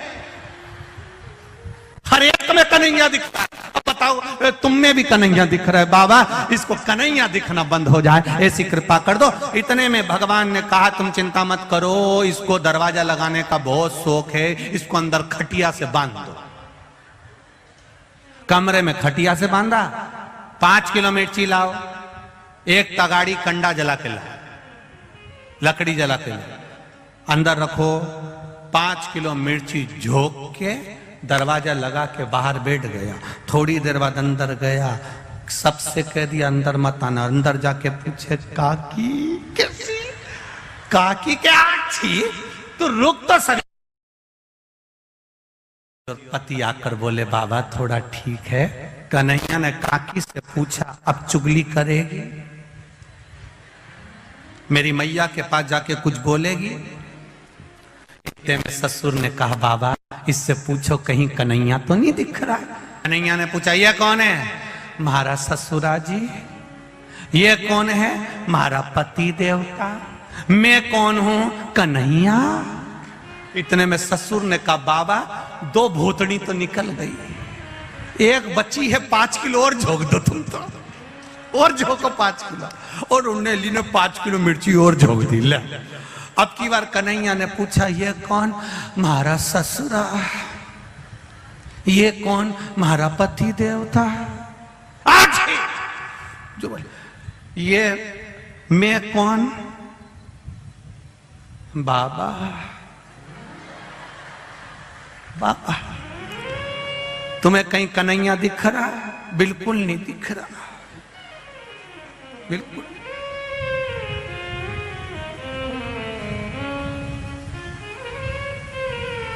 कोई नहीं।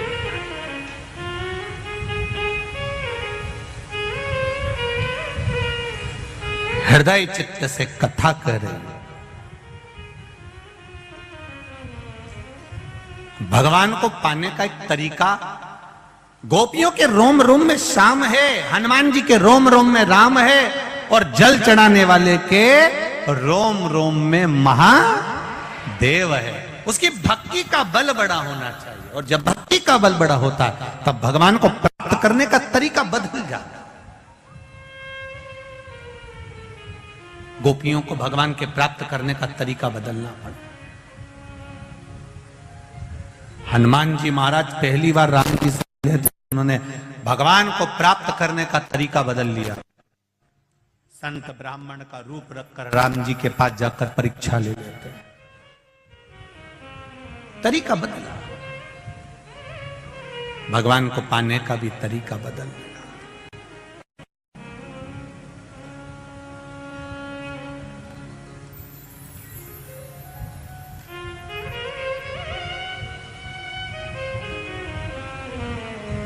भगवत तत्व की प्राप्ति का तरीका बदला। बस शिव कथा यही कर रही है।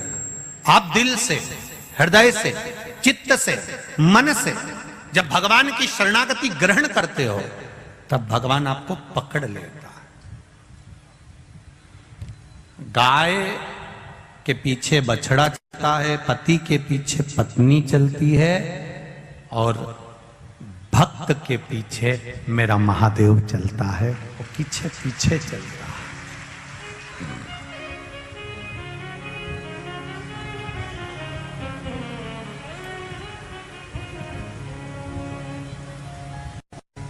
भक्त के पीछे भगवान चल रहा है। और जब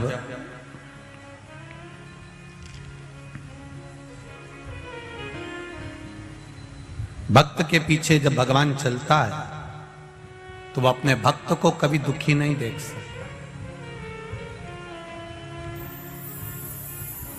अपने भक्त को कभी वो दुखी नहीं देख सकता। आप सबसे एक निवेदन, तारकासुर से थोड़ा सा सीखना है हमको कि तारकासुर असुर होकर, राक्षस होकर भी भगवान शंकर की भक्ति को नहीं छोड़ा था। जीवन में तकलीफें आती हैं, कष्ट आता है, रोग आता है, बीमारी आती है, तकलीफ आती है। कभी ये विचार मत करना कि भगवान ने मेरा साथ छोड़ दिया।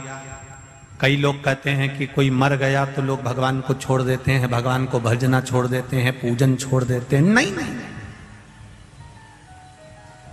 लोग कहते हैं क्या भगवान की दृष्टि हमारी ओर नहीं है? लोग कहते हैं क्या भगवान हमको नहीं देखता? इतना दुनिया भर का दुख हमको मिला है, दुनिया भर का कष्ट हमको मिला। ऐसा नहीं है, भगवान देखता है, पर भगवान कहता है कि जो दुख, जो तकलीफ, जो कष्ट है वो हमारे कर्म के अनुसार है, और उस कर्म का भोग हमको भोगना ही पड़ता है। मत बुरे कर्म कर बंदे, मत बुरे कर्म कर बंदे, वरना पछताए। भगवान की आंखों से तू बच नहीं पाएगा, तू बच नहीं पाएगा। अरे ओ अज्ञानी मत करना, अरे ओ अज्ञानी मत करना। पुजारी पुजारी खोल जरा पट द्वार, पुजारी खोल जरा पट द्वार, पुजारी खोल जरा पट द्वार, पुजारी खोल जरा पट द्वार। बंद कोठरी में है बेटा, बंद कोठरी में है बेटा, बंद कोठरी में है बेटा, बंद कोठरी में है बेटा। बाबा महाकाल सरकार, पुजारी पुजारी पुजारी खोल जरा पट द्वार, पुजारी खोल जरा पट द्वार, पुजारी खोल जरा पट द्वार, पुजारी खोल जरा पट द्वार। भाव से दोनों हाथों से ताली से बजते हुए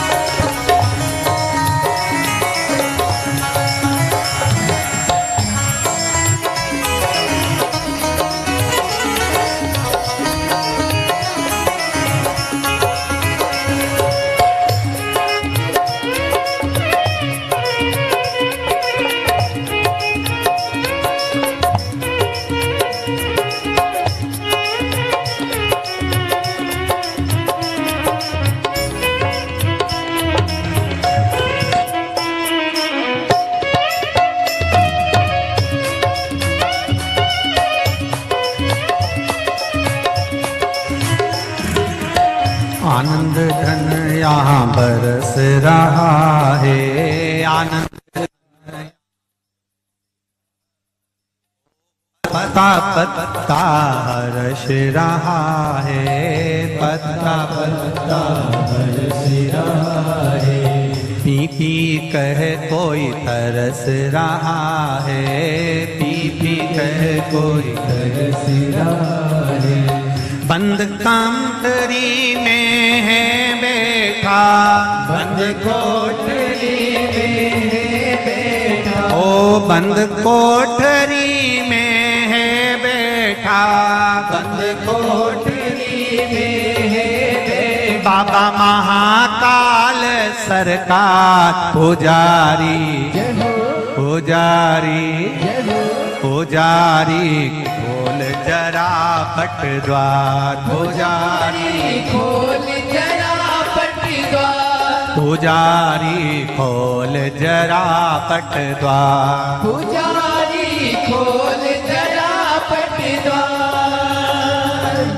बंद कोठरी में है बैठा, बंद कोठरी में है बैठा, ओ बंद कोठरी में है बैठा, बंद कोठरी में है बैठा। बाबा महाकाल सरकार पुजारी, पुजारी, पुजारी खोल जरा पट द्वार, पुजारी खोल जरा पट द्वार, पुजारी खोल जरा पट द्वार। पुजारी खोल जरा पट द्वार।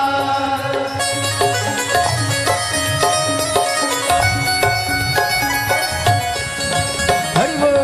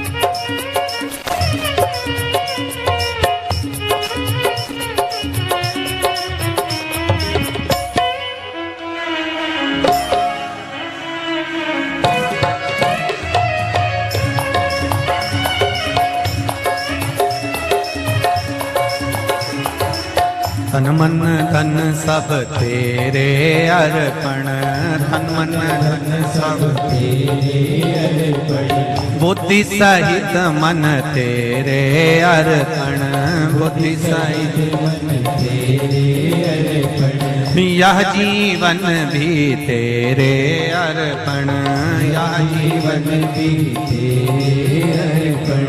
बंद कोठरी में है बैठा, बंद कोठरी में है बैठा, ओ बंद कोठरी में है बैठा, बंद कोठरी में है बैठा। बाबा महाकाल सरकार पुजारी, पुजारी, पुजारी खोल जरा पट द्वार, पुजारी खोल जरा पट द्वार, पुजारी खोल जरा पट द्वार। पुजारी खोल जरा पट द्वार।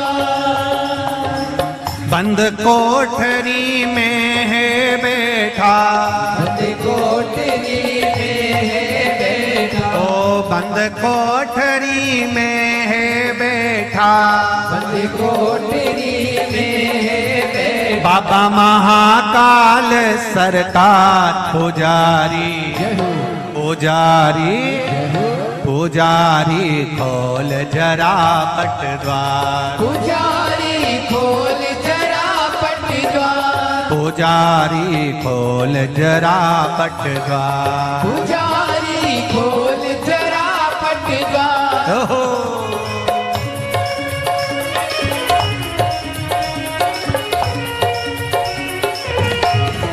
बोले शंभो।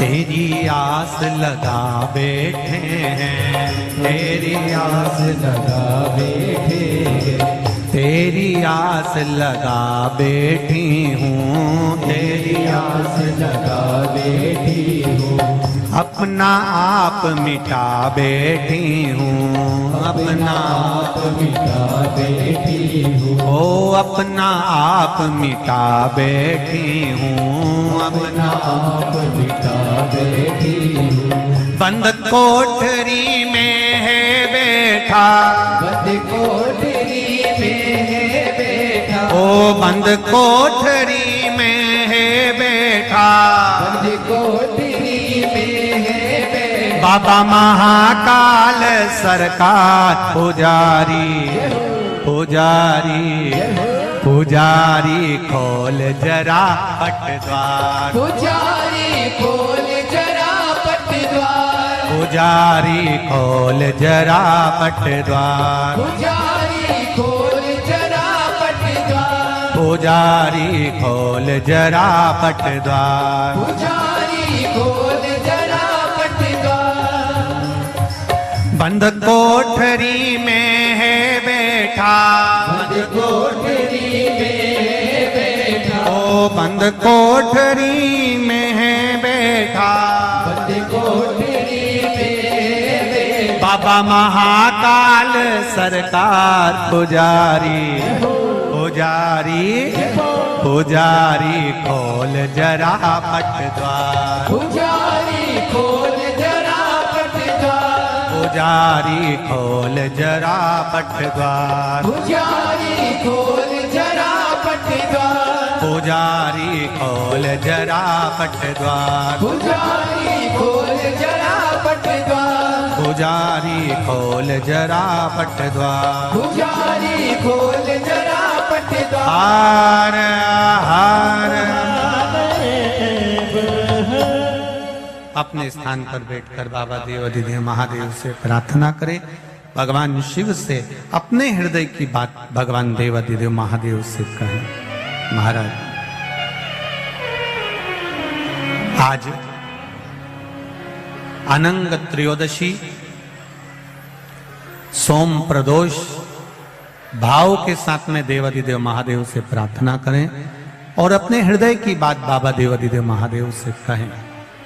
बड़े भाग्यशाली हैं आप सब, जितने लोग आस्था चैनल पर कथा सुन रहे हैं, फेसबुक यूट्यूब पर श्रवण कर रहे हैं, और जितने लोग बड़ोदरा के इस पावन पंडालों में बैठकर कथा को श्रवण कर रहे हैं, बड़े भाग्यशाली हैं आप, जो आज अनंग त्रयोदशी के दिन, सोम प्रदोष के दिन बाबा देवाधिदेव महादेव की पावन कथा में भगवान शिव से अपने दिल की बात कहने का सौभाग्य मिला है। सब जितने लोग टीवी के सामने, जितने लोग मोबाइल के सामने सुन रहे हैं, दिल से कहें बाबा से प्रार्थना, श्री शिवाय नमस्तुभ्यं, श्री शिवाय नमस्तुभ्यं,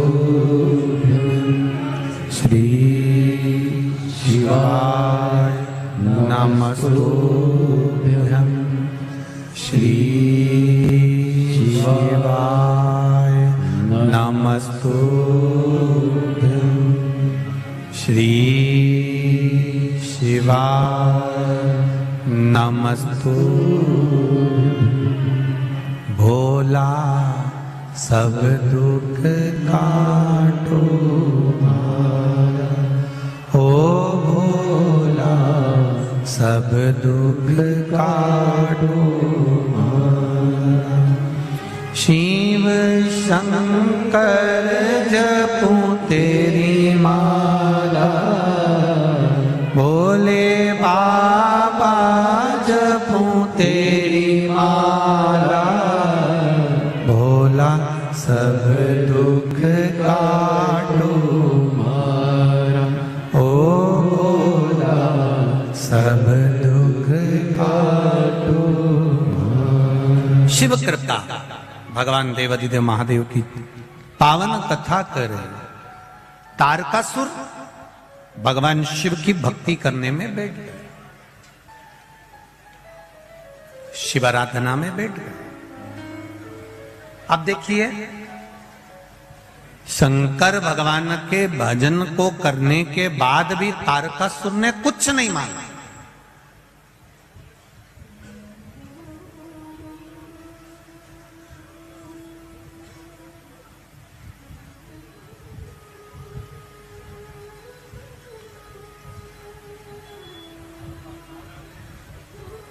प्रसाद का एक मतलब अच्छे से समझिए जरा।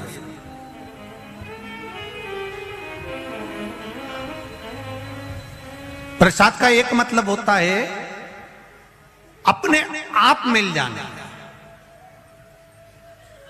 प्रसाद मांगा नहीं जाता, प्रसाद जो देता है वो हाथ बढ़ाकर देता है।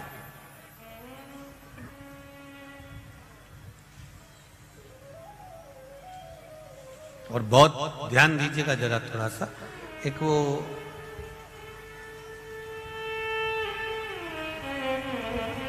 एग्जाम में किसी किसी विषय में बच्चे को 5 नंबर, 4 नंबर, 7 नंबर ज्यादा मिलते हैं, किसी किसी।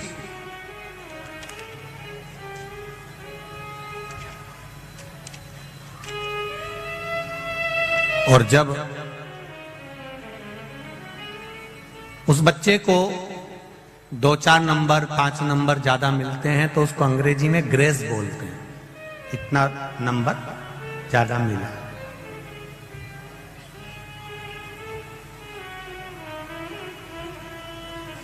मतलब वो उसने मांगा नहीं है।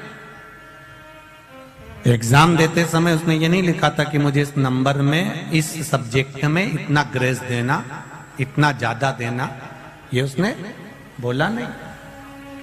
प्रसाद को अंग्रेजी में ग्रेस भी कहते हैं, मतलब मांगा नहीं जाए और मिल।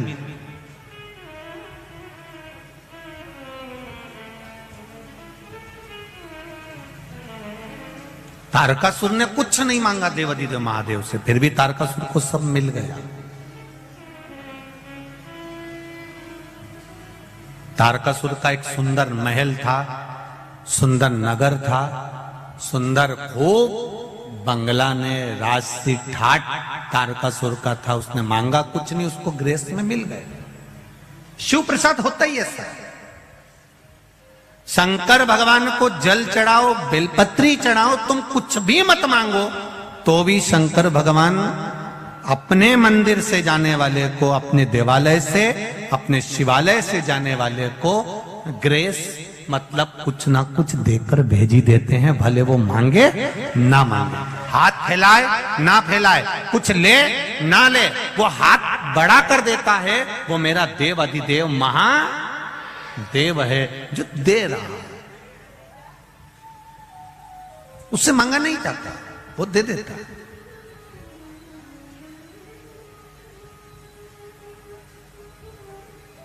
खाली न जाता कोई दर से तुम्हारे,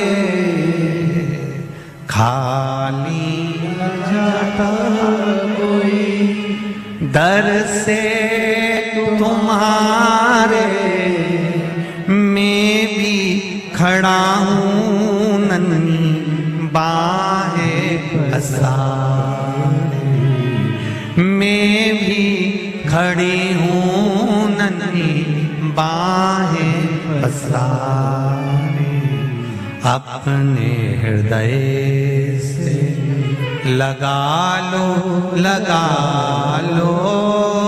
गिरा जा रहा हूँ, उठा लो, प्रभु अपने दर से अब तो न टालो, गिरा जा रहा हूँ, उठा लो। आप शिव के मंदिर जाएं, आप शंकर भगवान की चौखट पर जाएं, आप शिव के द्वार जाएं, मांगने की जरूरत नहीं है, आप वो दे देगा। आपके हृदय में क्या है वो जानता है।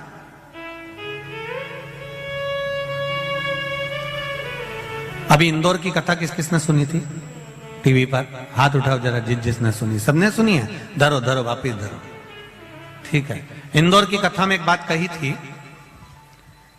कि ब्रह्मा जी के सामने ब्रह्माणी ने, ब्रह्मा जी के सामने सरस्वती ने, ब्रह्मा जी के सामने वीणा देवी ने अहंकार के शब्द कह दिए थे कि मुझ में इतना स्वर है, मुझ में इतना ज्ञान है। तब ब्रह्मा जी ने कह दिया था कि तुम्हें शंकर भगवान के पास जाना पड़ेगा। तुम रुका जी के पास गई, तुम रुका जी ने उनको ज्ञान नहीं दिया, तब जाकर शिव जी ने उनको शास्त्रीय संगीत का सुर प्रदान किया। जब सरस्वती माता को स्वर दे दिया गया, जब सरस्वती माता को भगवान शंकर ने, नटराज ने सब कुछ दे दिया, तब माता सरस्वती ने नटराज से कहा, भोलेनाथ जी से कहा, मेरे लिए भी तो कोई आज्ञा करो, आपने मुझे इतना दिया है तो मैं गुरु दीक्षा में आपको क्या, मैं आपको क्या प्रदान करूं? ये प्रसंग उस दिन रह गया था। आज अनंग त्रयोदशी के दिन ये प्रसंग वापिस आया है, इसको अच्छे से सुनना। भगवान शंकर जी से, नटराज जी से सरस्वती जी कह रही हैं कि आपने मुझे स्वर दिया, आपने मुझे संगीत दिया, आपने मुझे सब कुछ प्रदान करा, अब मेरा भी तो फर्ज बनता है, मेरा भी तो कोई फर्ज है कि अपने गुरु को कुछ दूं मैं, अपने गुरु को मैं कुछ प्रदान करूं, ये मेरा फर्ज है। क्या दूं मैं आपको? देवाधिदेव महादेव ने जो मांगा वो संपूर्ण विश्व के कल्याण के लिए मांगा। क्या मांगा मेरे महादेव ने? मेरे महादेव ने कहा, वीणा देवी, सरस्वती सुनो, जैसे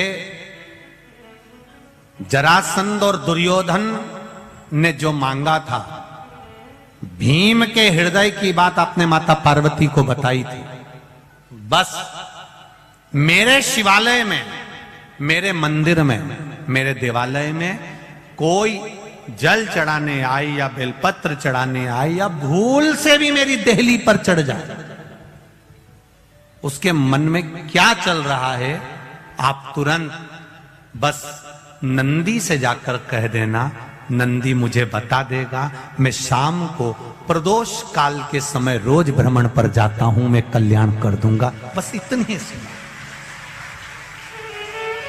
अब वीणा देवी सरस्वती का काम क्या है?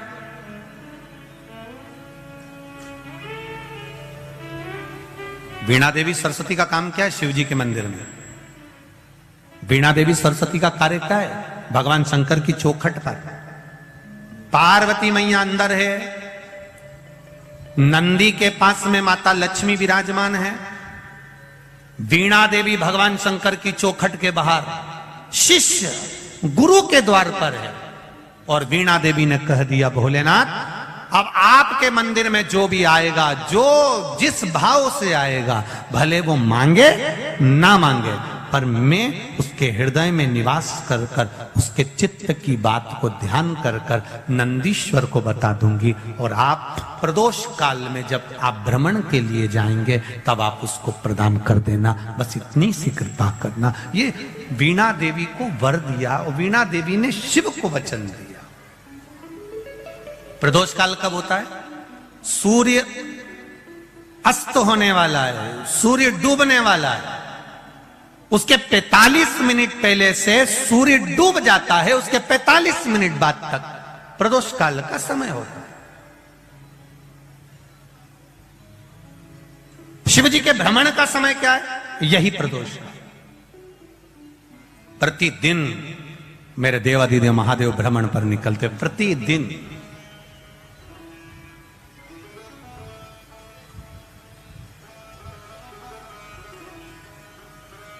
प्रदोष काल के समय पर वट वृक्ष के नीचे दिया लगाया जाता है। वट वृक्ष के नीचे लौंग का मात्र भोग रख दिया जाता है। लौंग मात्र, अगर वट वृक्ष के नीचे दिया लगाकर एक लौंग का जल या लौंग भगवान वटकेश्वर महादेव के नाम से भी अगर शिव को समर्पित करी है तो ये निश्चित है कि कर्जा कितना भी भारी होगा वो कर्जा चूकेगा जरूर, और कहीं ना कहीं से लक्ष्मी की व्यवस्था देवादिदेव महादेव करेंगे। एक पत्र आया है, इसी कर्जे को चूकने वाला एक पत्र, किसी ने अपना फोटो भी भेजा। देख,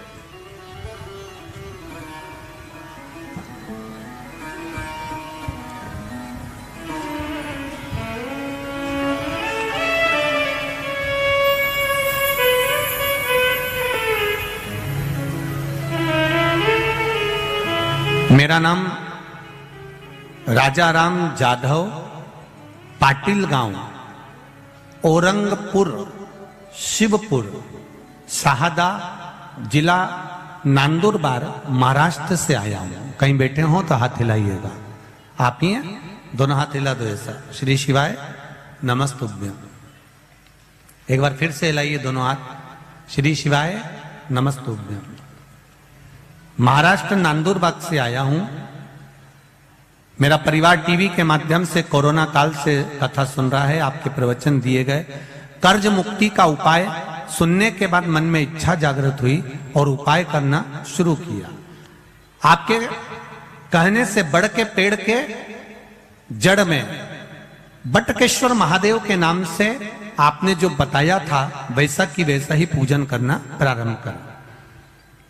चावल हल्दी मिलाकर जल छोड़ना, बाबा जी की इच्छा से प्रसाद स्वरूप जैसा आपने वर्णन किया था वैसा ही कर कर वहां से जल लाकर, जिस खेती में, खेती का फोटो भी मैं लगा रहा हूं, जमीन का फोटो लगा रहा हूं, जिस खेती में एक अन्न का दाना नहीं होता था, पूरा कर्जे में डूबता चले गया था, बाबा की कृपा से बाबा ने ऐसी प्रेरणा दी कि हमने उस खेती में वटकेश्वर महादेव का पूजन करने के बाद अभी तक जो फसल लगाते थे वो फसल हटाकर हमने उसमें मिर्ची बो दी। आप बार बार कथा में कहते हो काली मिर्ची काली मिर्ची, तो हमने मिर्ची लगा दी। हमने ये थोड़ी ना कहा था कि तुम मिर्ची लगाओ दादा, हमने मिर्ची बो दी। और बाबा की कृपा देखिए, वटकेश्वर महादेव का नाम लेकर गया था, इतना कर्जा था कि प्राण जाने की नौबत आ गई थी, पर वटकेश्वर महादेव की कृपा से मिर्ची लगाई और मिर्ची की जो फसल आई उसने मेरा पूरा कर्जा चुका दिया। देवादिदेव महादेव को नमन करने आया हूं। बाबा की कृपा से खेती तो इतनी है गुरुदेव कि बाबा ने खूब दी है, पर कर्जा भी अपार था जो बाबा ने मेरा चुका दिया। मैं बाबा को नांदुरबाग महाराष्ट्र से आकर यहाँ प्रणाम करने आया हूँ। बैठिए। श्री शिवाय नमस्तुभ्यम। ये शिव है, ये शंकर, ये औघड़ी, ये दयालु। तेरी कृपा बिना ना हिले एक भी अणु, लेते हैं श्वास तेरी कृपा से। बखान क्या करूं मैं राखों के ढेर का, चपटी भभूत में है खजाना कुबेर का। आपसे भी कहना चाहूंगा, आप जिस भाव से, जिस हृदय से, जिस चित्त से इस पावन शिव महापुराण की कथा को सुन रहे हो, श्रवण कर रहे हो, इस ग्राउंड में बैठकर, इस सुंदर कथा स्थल पर बैठकर लाखों की संख्या में आकर आप इस कथा को श्रवण कर रहे हो, आस्था चैनल पर सुन रहे हो, फेसबुक ग्रुप पर सुन रहे हो, ये विश्वास रखना दिल से सुन रहे हो तो मेरा बाबा देता भी दिल से ही है, खाली नहीं छोड़ता। वो देता है दिल से। आप यहां से जब जाएं तब एक बार दिल से उसको नमन कर कर, दिल से कहकर जाना, उसको हृदय से विनय कर कर जाना, निवेदन कर कर जाना, करेगा। बिना मांगे दे देता है, बिना मांगे। रिटर्न बढ़ल बाबा, बिना मांगे प्रदान कर, बिना मांगे वो दे रहा। शिव कृपा आप करो। प्रसाद मांगा नहीं जाता। शिव महापुराण की कथा कहती है प्रसाद देने वाला अपना हाथ खुद आगे बढ़ाता है देने के लिए। शंकर भगवान पर जल चढ़ाओ तुम, भले मत मांगो। जिसने हाथ आगे बढ़ाकर शंकर भगवान पर जल चढ़ाया है, मेरा महादेव हाथ आगे बढ़ाकर उसकी झोली भर देता है, ये निश्चित है। राम जी को, भगवान कृष्ण जी को, लड्डू गोपाल जी को, घर में जितने भी देवी देवता हैं उनका जब हम पूजन करते हैं, उनको स्नान कराते हैं, तो आपको हाथ लंबा करने की जरूरत नहीं पड़ती है। वहीं की वहीं आप भगवान को स्नान करा देते हैं, जल चढ़ा देते हैं। पर केवल एक देवाधिदेव महादेव ऐसे होते हैं जिनको जल चढ़ाने के लिए आपको अपना हाथ आगे बढ़ाना पड़ता है। हम जब अपना हाथ आगे बढ़ाते हैं देने के लिए, तो महादेव भी अपना हाथ बढ़ाते हैं सब कुछ लुटाने के लिए। आप उसके बल पर वो प्रदान करता, वो देता। महाराज सरस्वती जी ने मांगा मुझे कुछ वर दीजिए, दे दिया। अब आपसे निवेदन है कि आप बोलिए मैं क्या कर सकती हूं आपके लिए, क्या करूं मैं आपके लिए। बस इतना करिएगा, मेरे दरवाजे पर कोई आए उसके मन की बात मुझे बता दीजिए। प्रसाद लेने वाला और देने वाला दोनों में अंतर होता है।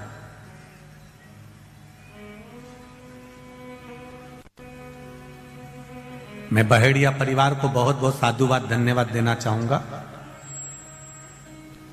पुत्र काव्य की स्मृति में यह कथा चल रही है और आपका जो आत्मीय प्रेम यहां पर आए हुए भक्तों के प्रति, जो रात को 5-5, 10-10 हजार, 15-15 हजार लोग यहाँ ठहर रहे हैं, उनको सुबह चाय बिस्कुट, फिर भोजन, रात्रि को सब सोते हैं, तब सुंदर दूध उकलवाकर सबको गिलास भर भर कर दूध पिला देना, रात भर चाय चला देना।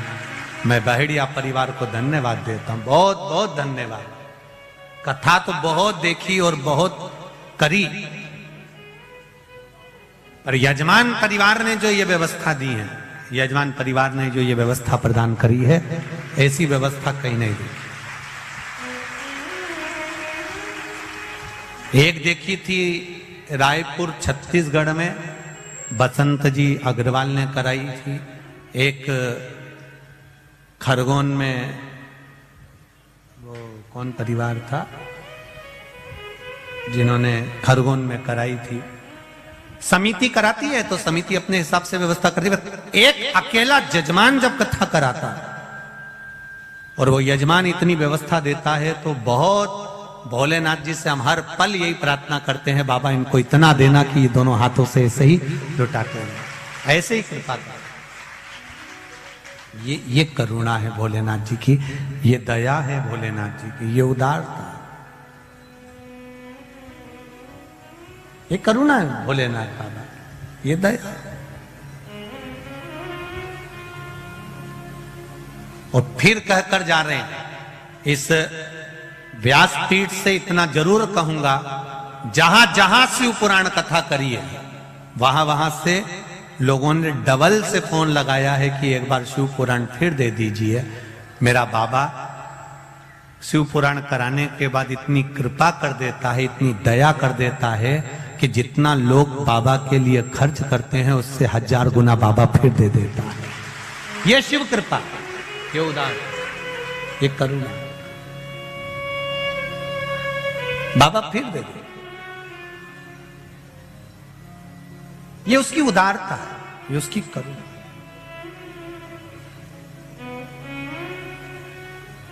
महाराज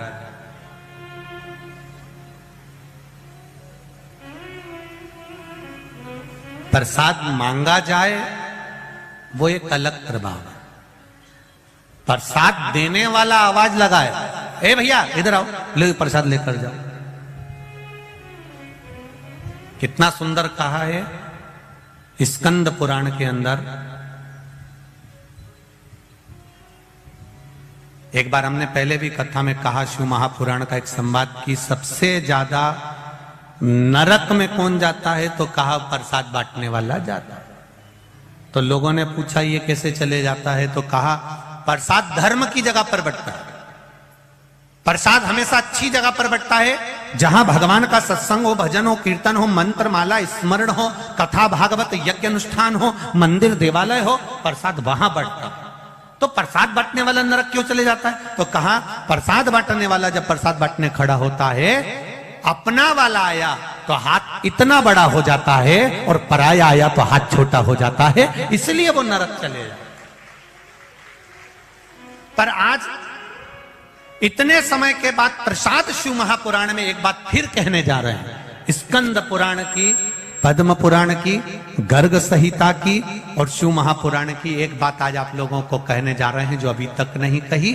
शिव महापुराण के अंतर्गत कहा प्रसाद देने वाला व्यक्ति जब किसी को बुलाकर अपना हाथ लंबा कर कर प्रसाद देता है तो वो भगवान विष्णु के बैकुंठ द्वार में, भगवान विष्णु के बैकुंठ में जहां माता लक्ष्मी जी भोजन बनाती है, लक्ष्मी जी भोजन बनाकर रख देती है, परसने का कार्य उसी व्यक्ति को दिया जाता है जो हाथ लंबा कर कर बुलाकर प्रसाद देता है।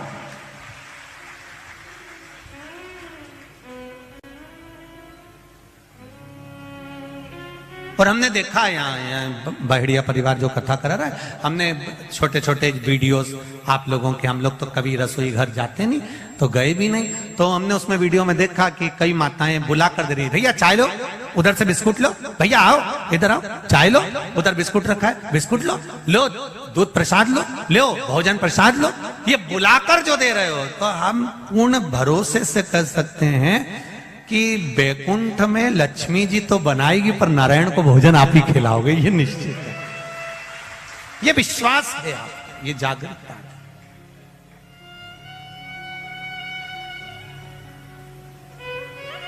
जब बड़ी बड़ी कथाएं का आनंद लेते हैं तो रोड पर भी लोग स्टॉल लगाते हैं, कोई पोया बांटता है, कोई चाय बांटता है, कोई हलवा बांटता है, कोई सामान बांटता है, आवाज लगा के भैया आओ इधर आओ ये लेकर जाओ, सालासर जी जाओ, सालासर जी में मेला हो, खाटू श्याम जी जाओ, खाटू श्याम जी का मेला हो, सांवरिया जी जाओ, सांवरिया जी का मेला हो, आप चार भुजा जी जाओ, चार भुजा जी का मेला हो, बड़े बड़े सेठ स्टॉल लगाते हैं, आवाज लगाते हैं, आओ ले जाओ, दोनों हाथों से लुटाते हैं। मुझे लगता है उन्होंने भी शिव महापुराण दिल से सुनी होगी कि हाथ लंबा कर कर देने वाले के लिए मेरा महादेव हाथ लंबा कर कर करोड़ों लुटा देता, ये दे देता, ये उसकी उदारता, ये उसकी कृपा है, ये उसकी करुणा है।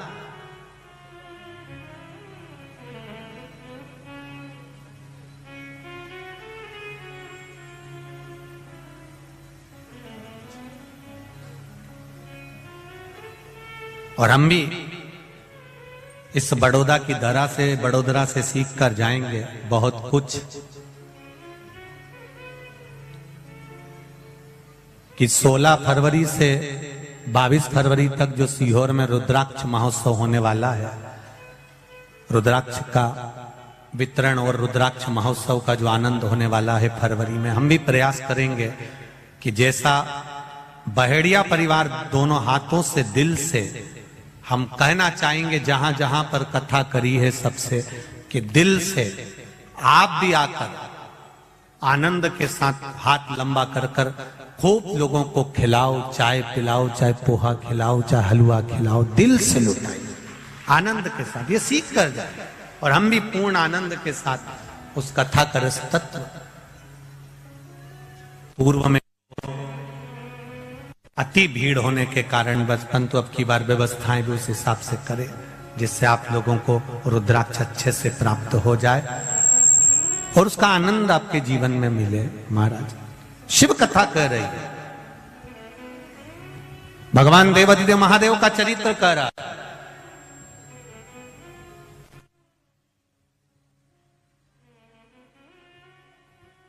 तारकासुर, बिना मांगे तारकासुर को सब मिल गया, देवताओं में हलचल मच गई, सारे देवताओं में हलचल मची तो देवताओं ने विचार करा आखिर क्या हुआ ये सब। तारकासुर का एक नियम था, बट वृक्ष के नीचे तारकासुर भजन करता है, आंवले के वृक्ष के नीचे तारकासुर भजन करता है, पीपल के वृक्ष के नीचे तारकासुर भजन करता है, शमी के वृक्ष के नीचे तारकासुर भजन करता है। ये हमारा सनातन धर्म कहता है, बट वृक्ष की पूजन करने वाला, बट वृक्ष के नीचे शिव की आराधना करने वाला, लौंग समर्पित कर जल चढ़ाने वाले का जैसे कर्ज मुक्ति होती है, उसी तरह आंवले के वृक्ष के नीचे मात्र ताजा मिष्ठान दूध का बनाकर उस सामग्री को भगवान आंवले के वृक्ष के नीचे पूजन करने से लक्ष्मी और संपदा की वृद्धि होती है। जैसे शमी का पौधा, शमी का वृक्ष, शमी के वृक्ष के नीचे मात्र दूध और जल मिला हुआ जल, शमी के वृक्ष के नीचे मात्र ओघड़दानी अवधूतेश्वर महादेव के नाम से केवल हफ्ते में एक बार भी अगर दूध और जल का मिश्रण शमी के पौधे के नीचे कर दिया जाता है तो कहते हैं शरीर में बड़ी से बड़ी अगर बीमारी है, कहीं कैंसर जैसा रोग है या किडनी लीवर जैसा रोग है, कोई भी तकलीफ, कोई गांठ अगर शरीर में हो गई है तो शमी के वृक्ष के नीचे दूध का जल थोड़ा सा हफ्ते में एक बार अवधूतेश्वर महादेव के नाम से समर्पित कर देने से रोग का निवारण होने लगता है, रोग थम जाता है और उस आगे नहीं बढ़ पाता और उसका इलाज चालू हो जाता है, सुख का अनुभव हो।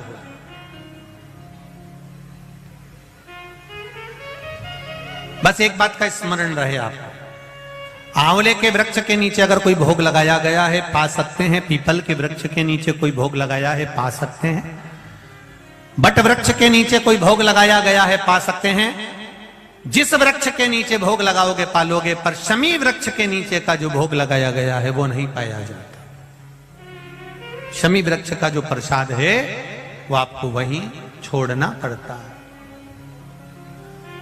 शमी वृक्ष का प्रसाद वहीं छोड़। शिव कथा कह रही है, तारकासुर ने तारकासुर खूब उपद्रव। अब सारे देवताओं के पास सूचना मिल गई, जाओ 33 कोटि देवी देवताओं ने जाकर तारकासुर से बात करी है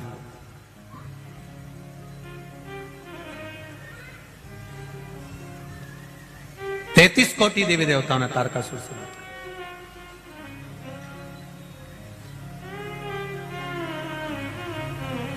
कहा,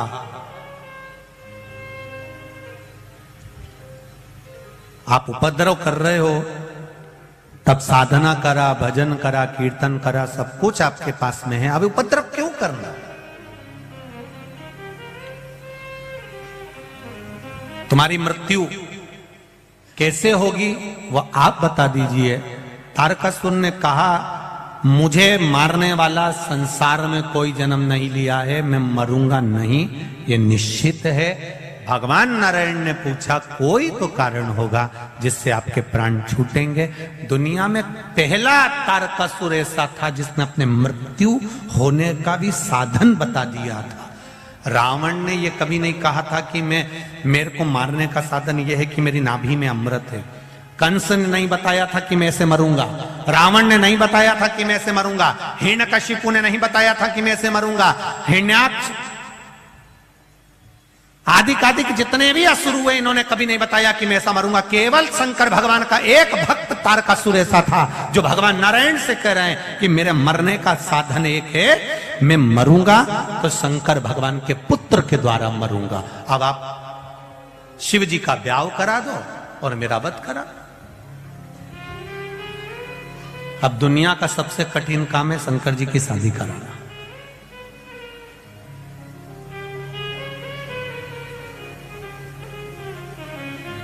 आज के जमाने में सबसे ज्यादा कठिन काम है बेटी को ये बोलना, बच्चों को ये बोलना कि अब मैं तुम्हारी शादी पक्की कर रहा हूं और वहां कर रहा हूं। इतने में बेटा बेटी का मुंह भगोना हो जाता। पापा हमसे तो पूछते, मम्मी पापा हमसे तो कुछ पूछते ही नहीं है, उन्होंने मन से मेरा ब्याह पक्का कर दिया, मुझसे पूछना तो था। शिव जी के संतान के द्वारा मेरे प्राण छूटेंगे, शंकर भगवान का जो पुत्र होगा वो मुझे मारेगा। ये तारकासुर ने भगवान नारायण से कह दिया। रावण ने कभी नहीं कहा मेरी नाभि में अमृत है, हिरण्यकशिपु ने कभी नहीं कहा कि मैं ऐसे मरूंगा, कंस ने कभी नहीं कहा मैं ऐसे मरूंगा, हिरण्याक्ष ने कभी नहीं कहा मैं ऐसे मरूंगा, पर तारकासुर एक अकेला था, शंकर का भक्त था, इसलिए कह दिया शिव जी के पुत्र के द्वारा मरूंगा। अब तुम शिव जी की शादी कराओ।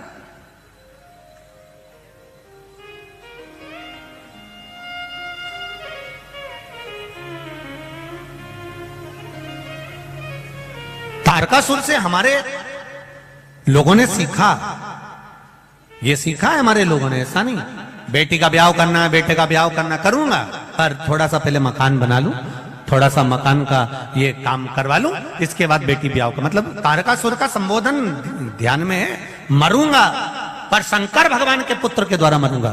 भगवान शिव का पुत्र। अब शंकर जी तो समाधि में लीन थे, कौन मारे इनको? पहले समाधि तोड़ो।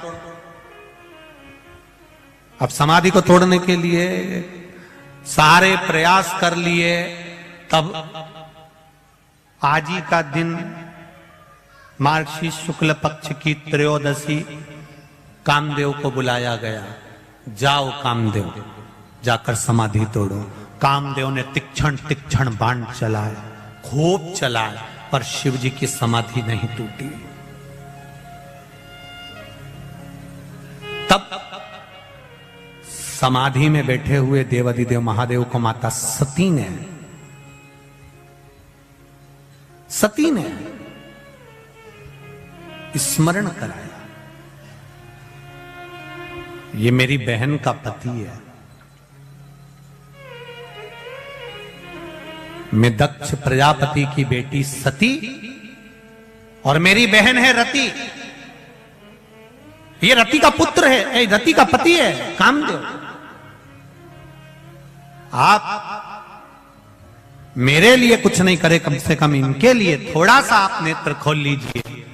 देवाधिदेव महादेव रिश्तेदारी निभाना जानते थे। दुनिया में केवल एक देवाधिदेव महादेव ऐसे हैं जो अपने संबंध को निभाना जानते हैं, रिश्ता निभाना जानते हैं, संबंध निभाना जानते हैं कि संबंध किसको कहते हैं। शिव जी ने, कामदेव ने नेत्र खोल, जो बाण छोड़ा शंकर जी का तीसरा नेत्र खुला। खुलते से ही आम के पल्लव में, आम के पल्लव में, आम के वृक्ष के ऊपर, आम के पल्लव पर कामदेव छुप कर बैठे थे।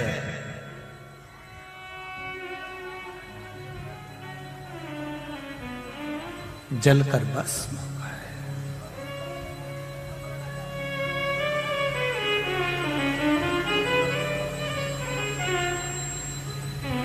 कामदेव ने आम के पल्लव को पकड़कर रखा था,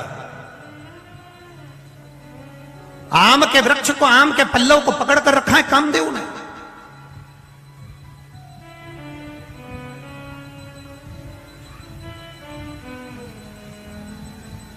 तैतीस कोटि देवी देवताओं ने आकर उस आम लेके, उस आम के वृक्ष पर 33 कोटि देवी देवताओं ने आकर कहा, कामदेव चिंता मत करो, अगर तुम भस्म भी हो गए हम शिव से तुम्हें वापस प्राप्त कर लेंगे। कामदेव प्रसन्न हो गया, बड़ी कृपा करी, इस आम के पल्लव के ऊपर आपका मुझे दर्शन हुआ। आज भी सनातन हिंदू धर्म के अंदर घर में कोई भी शुभ कार्य होता है तो दरवाजे पर आम की बंदरवाल बांधी जाती है, क्योंकि वो आम की बंदरवाल नहीं होती, 33 कोटि देवी देवता चौखट पर आकर बैठ जाते हैं, और हम जब उस चौखट के अंदर प्रवेश करते हैं या बाहर निकलते हैं तो 33 कोटि देवी देवता हमको आशीर्वाद देते रहते हैं। ये आम के पत्ते की बंदरवाल है। अब इधर गुजरात में बनती कि नहीं बनती हमको नहीं मालूम, बनती है क्या? बनते हैं यहाँ पर। आज भी घर में शुभ कार्य होगा, आम के पत्ते लगाए जाएंगे, आम के पत्ते की बंदरवाल बांधी जाएगी। विवाह होगा, आम के पत्ते की बंदरवाल। आम के पल्लव में कामदेव छुप कर बैठे थे और आम के वृक्ष के ऊपर 33 कोटि देवी देवताओं ने आकर कामदेव को दर्शन दिया था, इसलिए आम के पत्ते की बंदरवाल बांधी जाती है। कई लोग कहते हैं आम तो खट्टा होता है, आम तो खटास होती है, फिर इसके पत्ते क्यों लगाए जाते हैं? क्योंकि 33 कोटि देवी देवताओं ने आकर यहां दर्शन दिया। आम के पल्लव के ऊपर, आम के वृक्ष के ऊपर देवता पधार कर दर्शन दिए। काम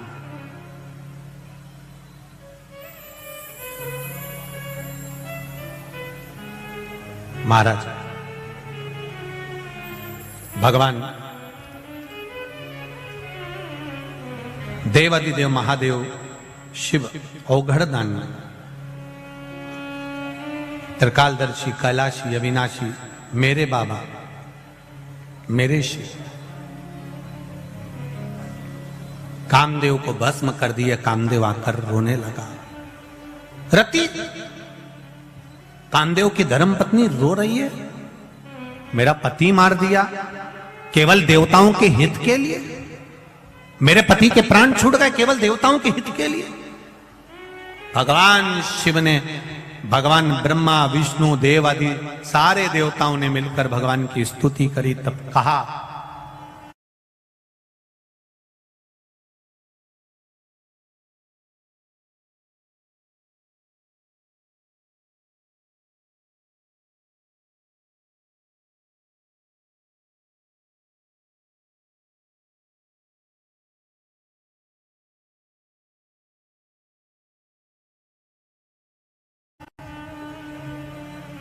तुम्हारा पति तुमको मिलेगा जब भगवान कृष्ण पृथ्वी पर आएंगे, द्वापर में कृष्ण आएंगे, तब उनके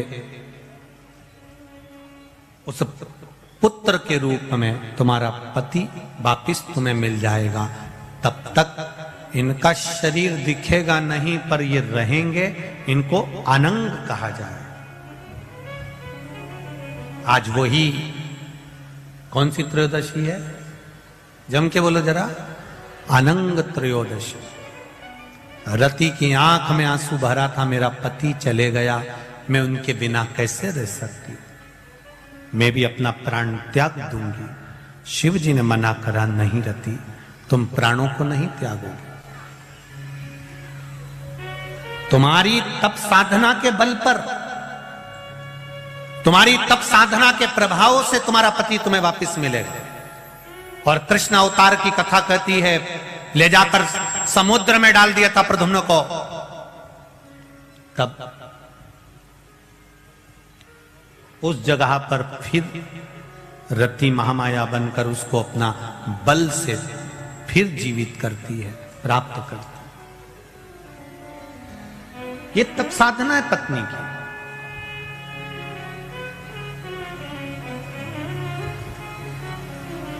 रति ने कहा,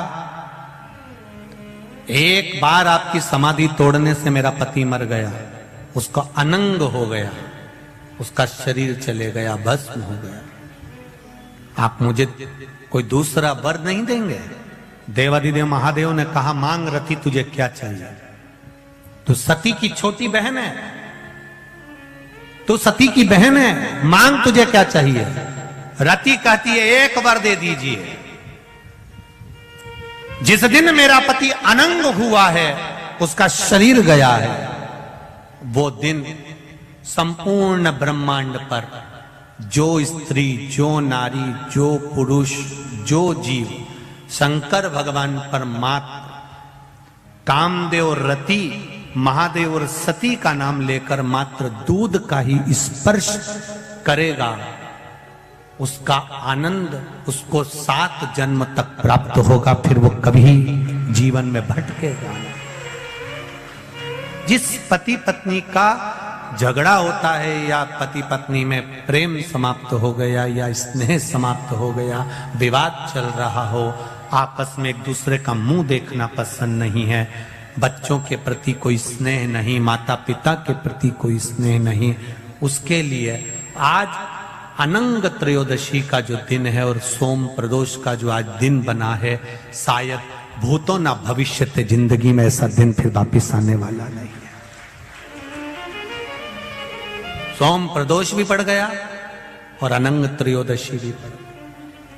और कितनी खुशी की बात है जो आज आप और हमको ये पावन कथा अनंग त्रयोदशी के दिन अनंग त्रयोदशी की महत्वता जानने का मौका मिला है।